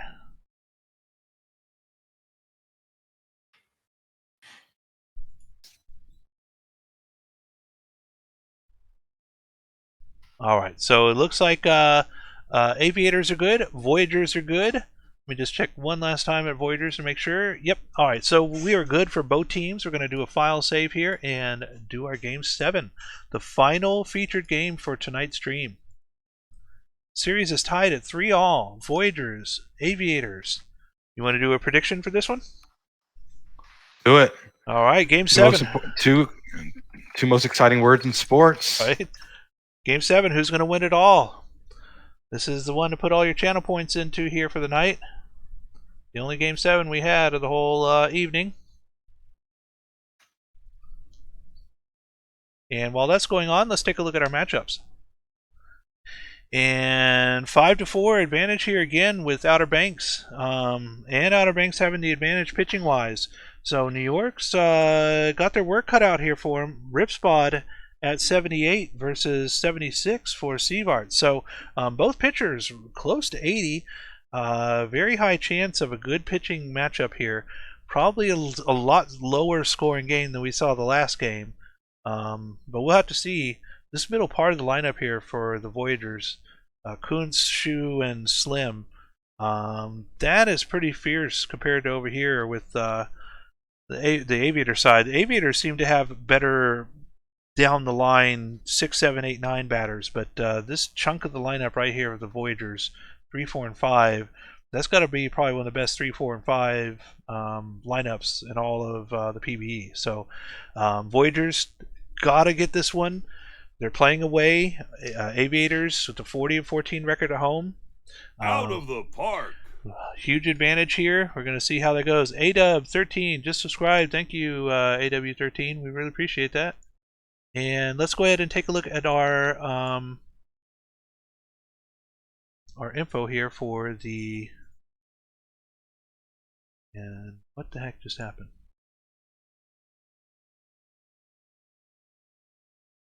There we go. My screen just messed up on me. All right, so looking at the predictions, looks like the submissions are closed, and we have Voyagers at 74%, 181,000 channel points versus Aviators 65.1 thousand channel points, 74 to 26%. So we have got 245,000 channel points in here, 24.5 million PBE bucks in this bet here. So Matty Ice, thank you, Matty Ice, for the tier 1 subscription. 8 months now. Thank you very much, Matty Ice. All right, so predictions are in. Last game of the night, Game 7, Voyagers, Aviators. Two of some of the best teams in the PBE about to duke it out here for the final time. Who's going to move on to the World Series? We're going to find out. And we're going to let Hummus God do innings 1 and 2 here, starting us off with Joshua Stevenson. Let me just, before we do that, just because I want to make sure, there we go. And Joshua Stevenson, our first batter out. Let me just look one last time at Discord, make sure somebody didn't change their mind here or something. All right, so that's all good, and off we go. Hummus God, Joshua Stevenson, first batter up, Game 7. Here we go. Game 7. Can OBX complete the 3-1 comeback in this series? They forced a Game 7. That's going to be a walk to start us off from Josh Stevenson. Stolen base attempt. Safe. Got the speed. That's 5 in the postseason now. Menard will probably bring him home. Nope. Parking at third. He does. So Kuntz now. Kuntz with a towering shot. Right center. That will score Stevenson for sure. It's going to be a 1-0 lead now for the World Series defending champs, and that's going to be a walk for Tom Hsu. Rich Spot in a little bit of trouble here. Slim with a fly ball. And a fly out. So 2 outs for Kevin Hunter. Striking out, swinging. We go bottom of the first. Latoris, City, and Bergen Cannon. Latoris with the line out for out number 1. Dub City. Dub City popping out for out number 2. Bergen Cannon. Striking out, swinging. Drockenberg. Swerve will come up for the Voyagers. Rispod giving up a run so far. That's a pop out for out number 1. Pretzelman. Out number 2. And them boys now. Out number 3. They go down in order. Drockenberg now. OBX. Grounding out. Halen grounding out. So Geist now. 2 outs. Striking out, swinging. We'll go top of the third. Voyagers up a run. We'll go LBG now. And top of the order for the Voyagers, Stevenson, Menard, and Kuntz. Stevenson, towering shot towards right field, going to the wall, and that is caught. Yes, caught at the wall. What a catch. This one going the opposite way towards left field, a little bit shallower though, and that is a flyout for out number 2. Rusty Kuntz up now. Kuntz through the gap in the right side, and Kuntz will be on with the base hit. And now hot hitter Tom Hsu with one on. Does a tapper in front of the catcher. Catcher throws it to first, makes the play, leaves a runner stranded. Bottom of the third we go. OBX now. Bottom third of their order. Linus Riverboat, and this is going to be caught for out number 1. Through the gap in the right side, and Tyler Swift is on with 1 out. Tex Walker to the first baseman, goes over and makes the play at first, but the runner advances to second. And we're going to walk here from the top of the order, Michael Torres. Cold hitter Dub City, 2 on, 2 outs. Dub City is wise enough to take the walk here. Bergen Cannon with 8 RBIs, but that's a line drive to the second baseman. That is out, leaving all 3 runners stranded. Top of the fourth now.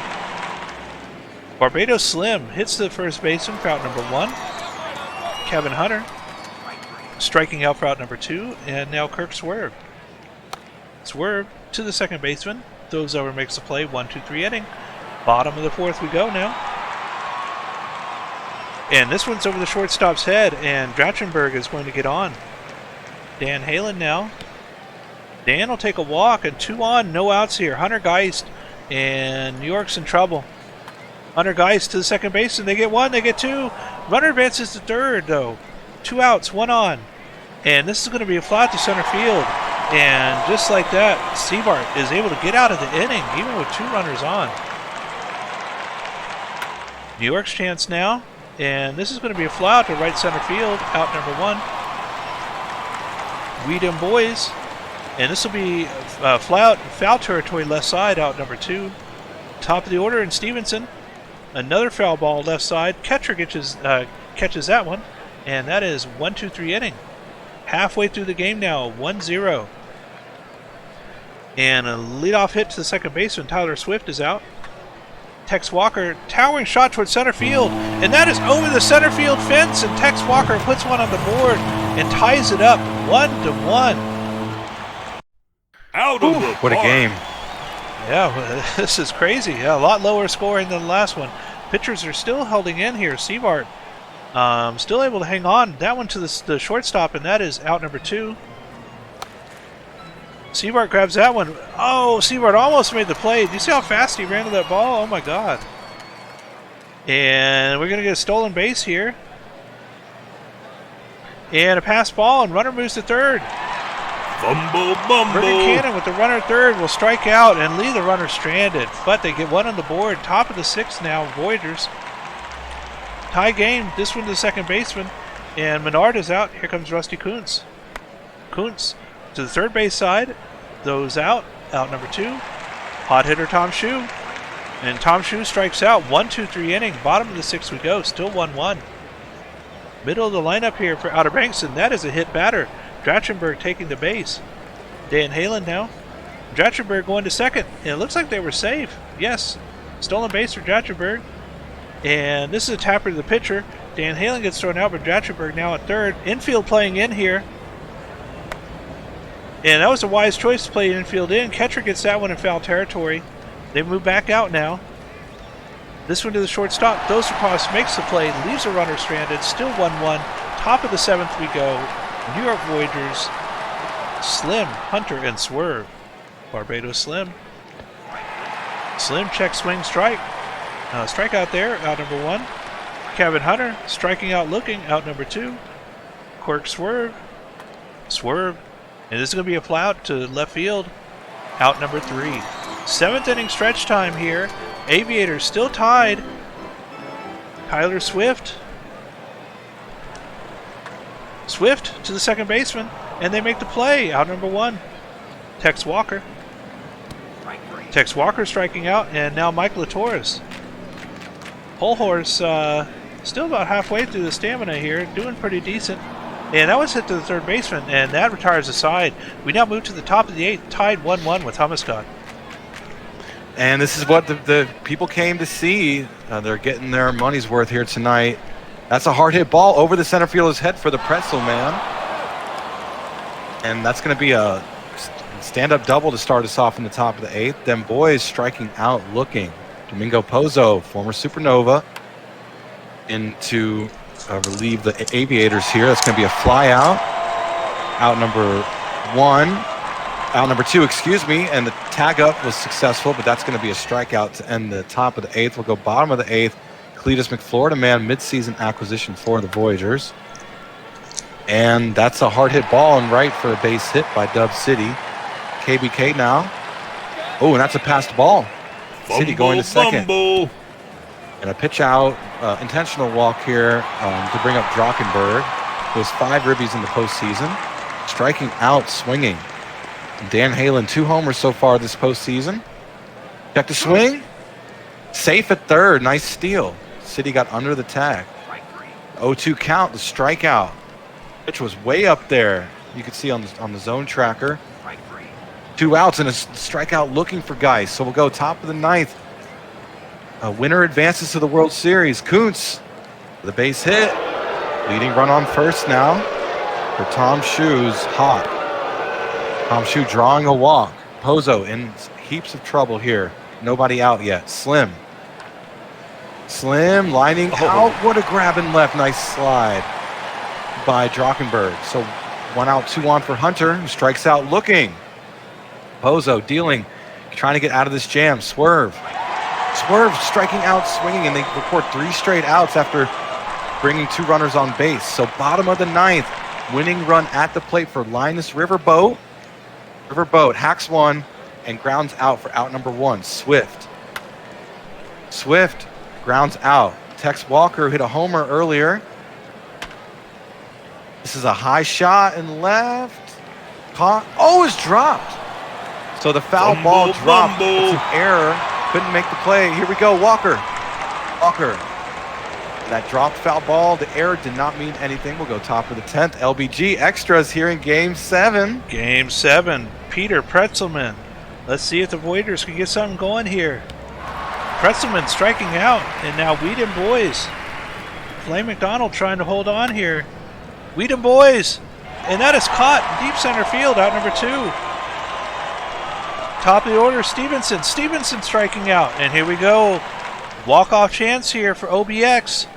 World Series on the line. OBX and leadoff strikeout from Mike Latour's Dove City.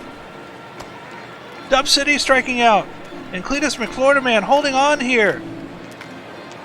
2 outs. Towering shot towards right field, going towards the wall, and that is caught.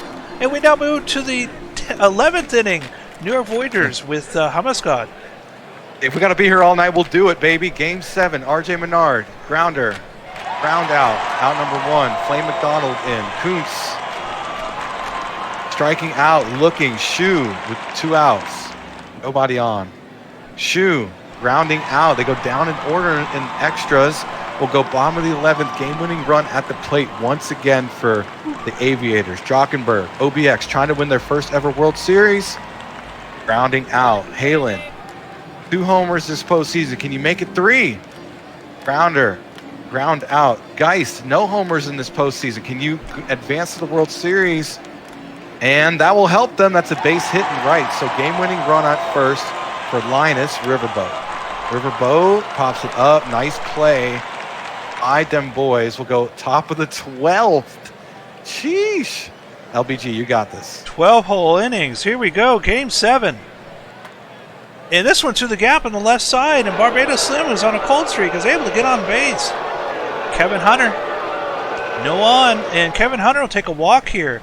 Oh my goodness. 2 on. No outs. Do they switch pitchers? No. They keep McDonald in. And it costs them as that's going to go through the gap in the right side. Runner coming home. And they score. And New York Voyagers are up by 1. 2 runners on. No outs. Peter Pretzelman. Pretzelman will take a walk. Juice is based here. Weed 'em boys. 3 on. No outs. Weed 'em boys. Caden. And them boys strikes out. Top of the order. Stevenson. 3 on. 1 out. Stevenson playing in. The second baseman gets the out at home. And they get the out at first. Oh my goodness. What was that? The 4. 1, 2, 3. Yeah, 1, 2, 3. Oh my goodness. Was that the pitcher or was that the second baseman? That was the second baseman, yeah. 4, 2, 3. 4, 2, 3. Some weird double plays tonight. That's a fly out. Out number 1 for OBX. And that's going to drop for a base hit.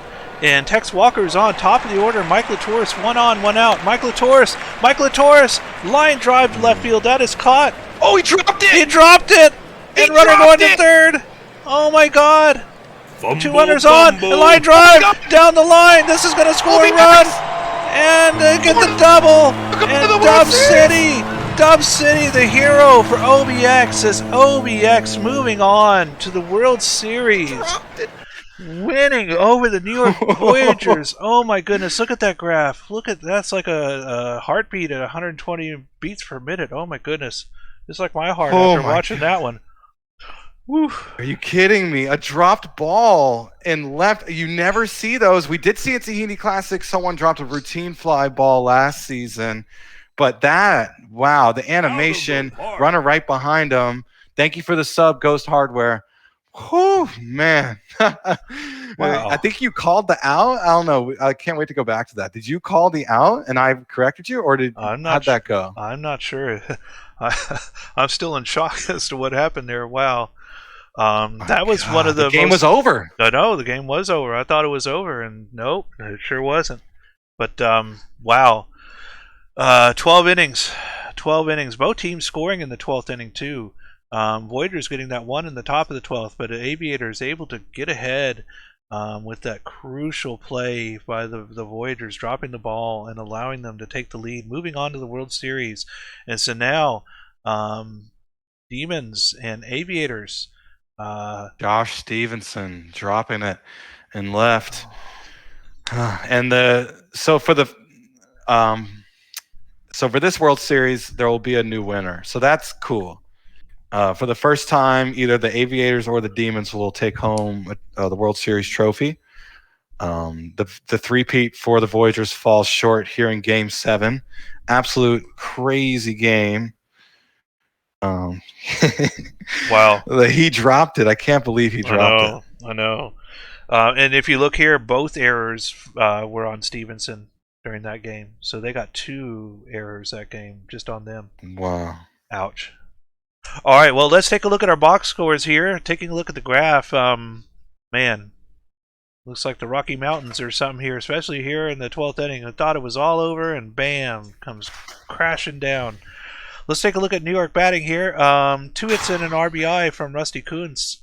Run and a hit from Barbados Slim. A hit and an RBI from Swerve over on the Outer Banks side. 3 hits, 2 RBIs from Dub City. Hero of the game, Dub City. 2 runs, 2 hits, and an RBI from Tex Walker, doing great in the number 9 position as well. Pitching for New York, Seabart, no decision. Abadir getting their first loss of the postseason. Outer Banks, Ripspod, no decision. Ben Caden getting their first win. And player of the game is Justin Ripspod. Ripspod, 6.0 innings pitched, 1 earned run, 4 strikeouts, 94 pitches. So he caught it, but then lost the ball in the transfer. Yes, in the while he was transferring to try and move it from the glove to his hand, they must have not called it as a catch because he didn't have control of the ball when he went to go throw it. And as soon as he moved his other arm into the glove to try and get it, that's when it looked like it dropped down, and they counted it as an error instead. So, ouch. Sheesh. All right, so let's take a look at the playoff coverage here and look at our MVPs for these series. New York Voyagers and the Outer Banks Aviators MVP for the semifinals is going to be Hunter Geist. Hunter Geist for Outer Banks here. Let's take a look at Geist. Geist, 28 at-bats, 10 hits, 5 RBIs, hit 357 with a 429 slugging, 379 on-base percentage. So Hunter Geist is the MVP of that series. Taking a look at our Supernovas and Detroit Demons, and it's going to be Victor Herrera of Detroit. Herrera, 23 at-bats, 10 hits, 3 RBIs, 435 batting, and 609 slugging, 536 on-base percentage. So congratulations to all 4 of our MVPs for the semifinals. Moving on to the World Series, or 2 of them. And we're going to go ahead and upload here to our index to get that going. Let me just do a file save here, make sure that is good. And checking our settings here, top 2 rows are checked, all 4 of those are checked.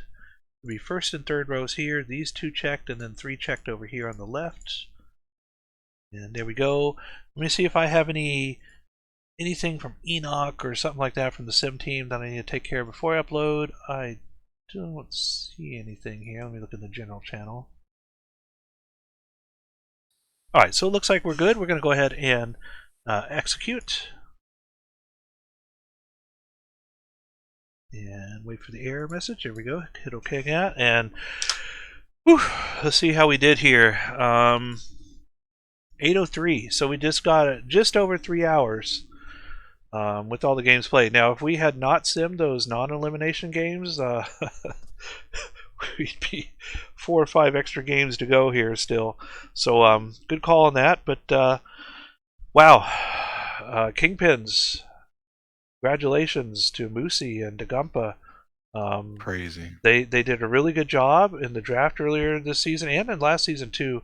Kingpins have really been pulling in some great players.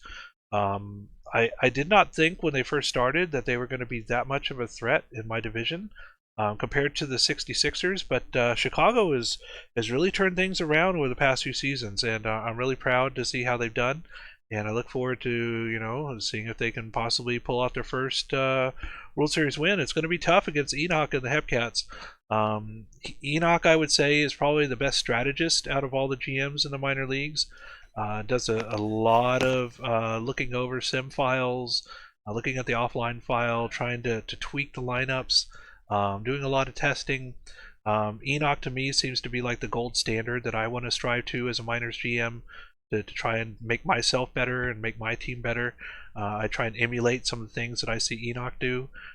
So yeah, Enoch, Kansas City, Leatherneck Mike, all of them going to be a great World Series for the minors, especially with the back-to-back possibly for Kansas City. I think that this might be their 4th. I think they've won 3 now so far. So this would be number 4 if they were able to pull that off, and first one for Kingpin. So how many has Voiders won so far? Do you know? Let me see if I can pull it up. They have 3. 3? Let's take a look here. 4. Season 1, season 12, and then the last 2 seasons. Okay. I was looking at league history here. Yeah, they're going for the 3-peat. it is going to be cool to see those two teams go at each other, and one team at the very least we're going to have a new champion. Right. But yeah, especially with the way the Demons have played this season, I did not think out of all the teams that came out of that Eastern Division, the one that everybody thought was going to be so hard, that the Demons, out of all the teams there, I thought at the start of the season, personally, I thought the Apex were going to be the ones to beat, and then I learned about some of the players that had left, retirements and trades and stuff like that. So really, it came down to Supernovas and Demons, and Supernovas made some crucial trades over the off season, and tried to spice up their lineup some. It did get them into the semifinals. So, maybe a little bit more tweaking next season. They can get back in and make another run at the World Series. I do think, looking at the salary, the contracts with Supernova right now, there are a few key players that still need to either be re-signed or maybe possibly pick up a free agent for them. But it looks like a good 60%, 2/3 or so of your team might be sticking around for next season for sure. Several of the other players might still get their contract signed over the next week or two, but it does look like you're going to have a majority of your players back next season. So, maybe Supernova is going to make another great run, get back into chances, get back into semifinals, and hopefully push on to the World Series. Yeah, it was interesting seeing the Apex win the division, being outperforming their TPE level. But they fell short against the Demons. Yeah, you mentioned the Supernovas. Yeah, there was a lot, at stake. Giving up a lot to get to this spot, taking down arguably one of the best rosters ever constructed in the New Orleans Rougarou. Beauregard getting the highest WAR ever in a season. Mm-hmm. So it was a good run by the Supernovas for sure. 2 games there at the end were both just got away from them. They were up 7. We were up 7-3 in Game 5. Choked that one, and then we were up 2-0 in Game 6. Choked that one as well. So looking at the Demons, the comeback kids, marching on to the World Series. My former team, chose to sign someone else over me. I was aging out, and they wanted to keep a young player around. So walked over to the Supernovas, and I think we made history this season. I think taking out a huge giant in the Rougarou Absolutely was pretty impressive in itself. So a successful season for sure for a team that hadn't been to the playoffs in 11 seasons. To take down a team that already has a championship, made the World Series last season, defying the odds. So OBX never won a World Series. The only original 6 team to never win a World Series. Finally back in the World Series for the first time in God knows how long.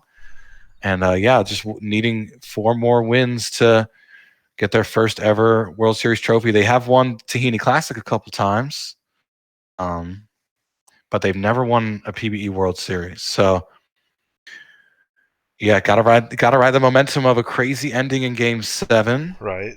Both teams will be rested as heck because the Major League World Series will be after the Minor League World Series. So Saturdays, be ready for the afternoon stream to be the Minor League World Series and the evening stream to be the Majors World Series. We're doing this for the first time ever. We tend to make history a lot. Like, we do a lot of things for the first time. Hopefully this is a schedule we can keep. I think this really solves a lot of issues. Totally. The issue of having too much going on at once, 2 championships in your face at the same time, is a lot to take in my opinion. I think both leagues deserve to have their champion crowned by themselves. Right. I'm excited because we used to do that. We used to do the Minor League World Series at the same time as the major semis. Yeah. So for the first time ever in PBE history, the Minor League World Series will have its own stream. That's all we'll show is the Minor League World Series every single game. Just a lot of work with the sim team. You're going back and forth with people in management, just discussing, how can we optimize this schedule, this tough schedule of having 3 rounds for the minors for the first time these past couple seasons. And I think we actually are better off because of that. I think This is actually a better experience than we've ever even had. So hopefully we get a big turnout. We're giving away 3 apparel items. That thread is still open for you to enter if you haven't. If you saw something in the merch store you like, or your GM is working on getting branding in the store and you want to eventually get a free item, go ahead and respond to that thread. Just check out announcements, the announcement sub forum. All you got to do is check in on that thread. Just respond. What I do is I take the list of those who replied. It's an easy button you click, and I copy and paste all those usernames into an Excel sheet and send that over to the streamer. They will draw 3 random numbers, and yeah, there will be 3 apparel winners. Any item you want, no matter where you are in the world. Our bank account can afford it. I think I posted. I haven't. So unfortunately, I wrote an update. Maj has been super busy. Didn't give me a bank update. So I do have a bank update for my next write up. Will probably be after the World Series, but let's just say our bank account's looking very healthy. Thanks to all you guys dropping subs, dropping bits, cheers, buying merch store items. We get $2 every time you sign up. And buy an item in the merch store, we get $2 unless you use the code that we provided where you can take $2 off, and then we don't get any money. But yeah, stay tuned. I did spend $40 on a cameo. Nice.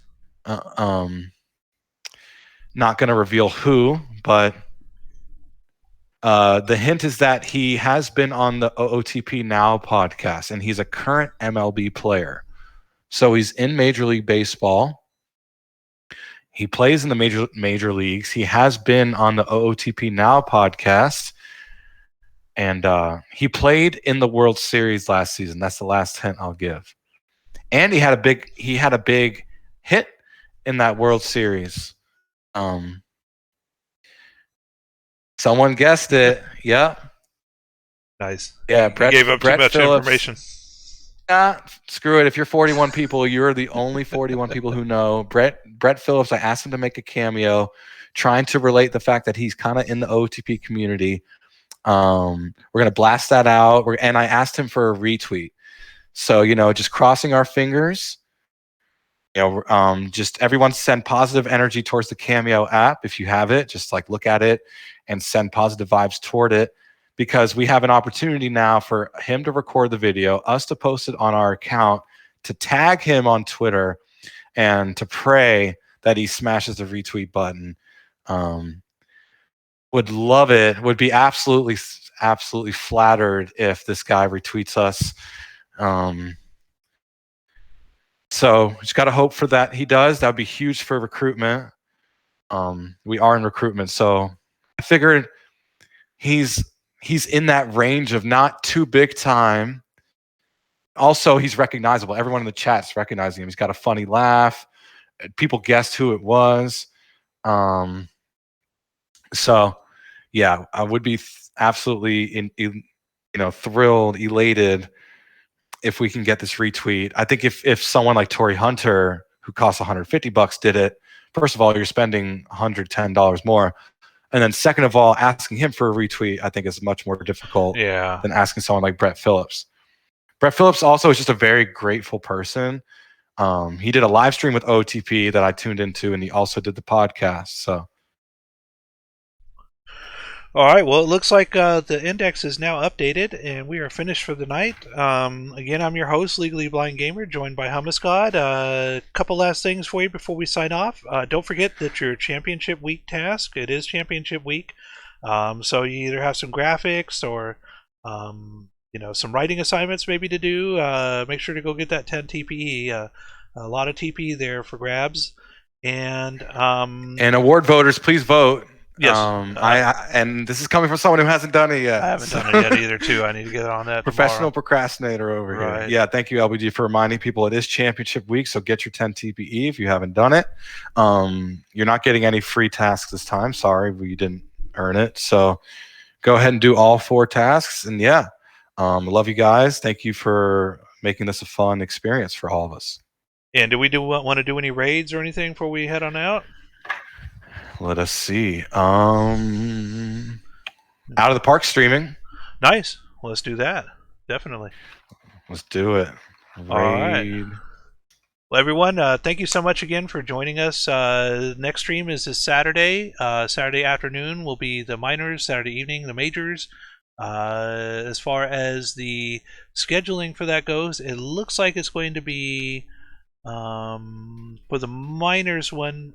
AU Gold will be for Saturday afternoon, and then for the evening will be Danny B with Leatherneck Mike as a co-host. So AU Gold in the afternoon, Danny B, Leatherneck Mike in the evening, and we hope you'll tune in this Saturday to watch the World Series. And we're going to go ahead and raid now, move on to official OOTP. Good night, goodbye. We love you guys, and have a good evening. Let's go raid OTP. Let me turn the volume up, catch the response. Is what I said about upside down hats. Oh dear. So yeah, it's about 9 hours for me to get to Boston.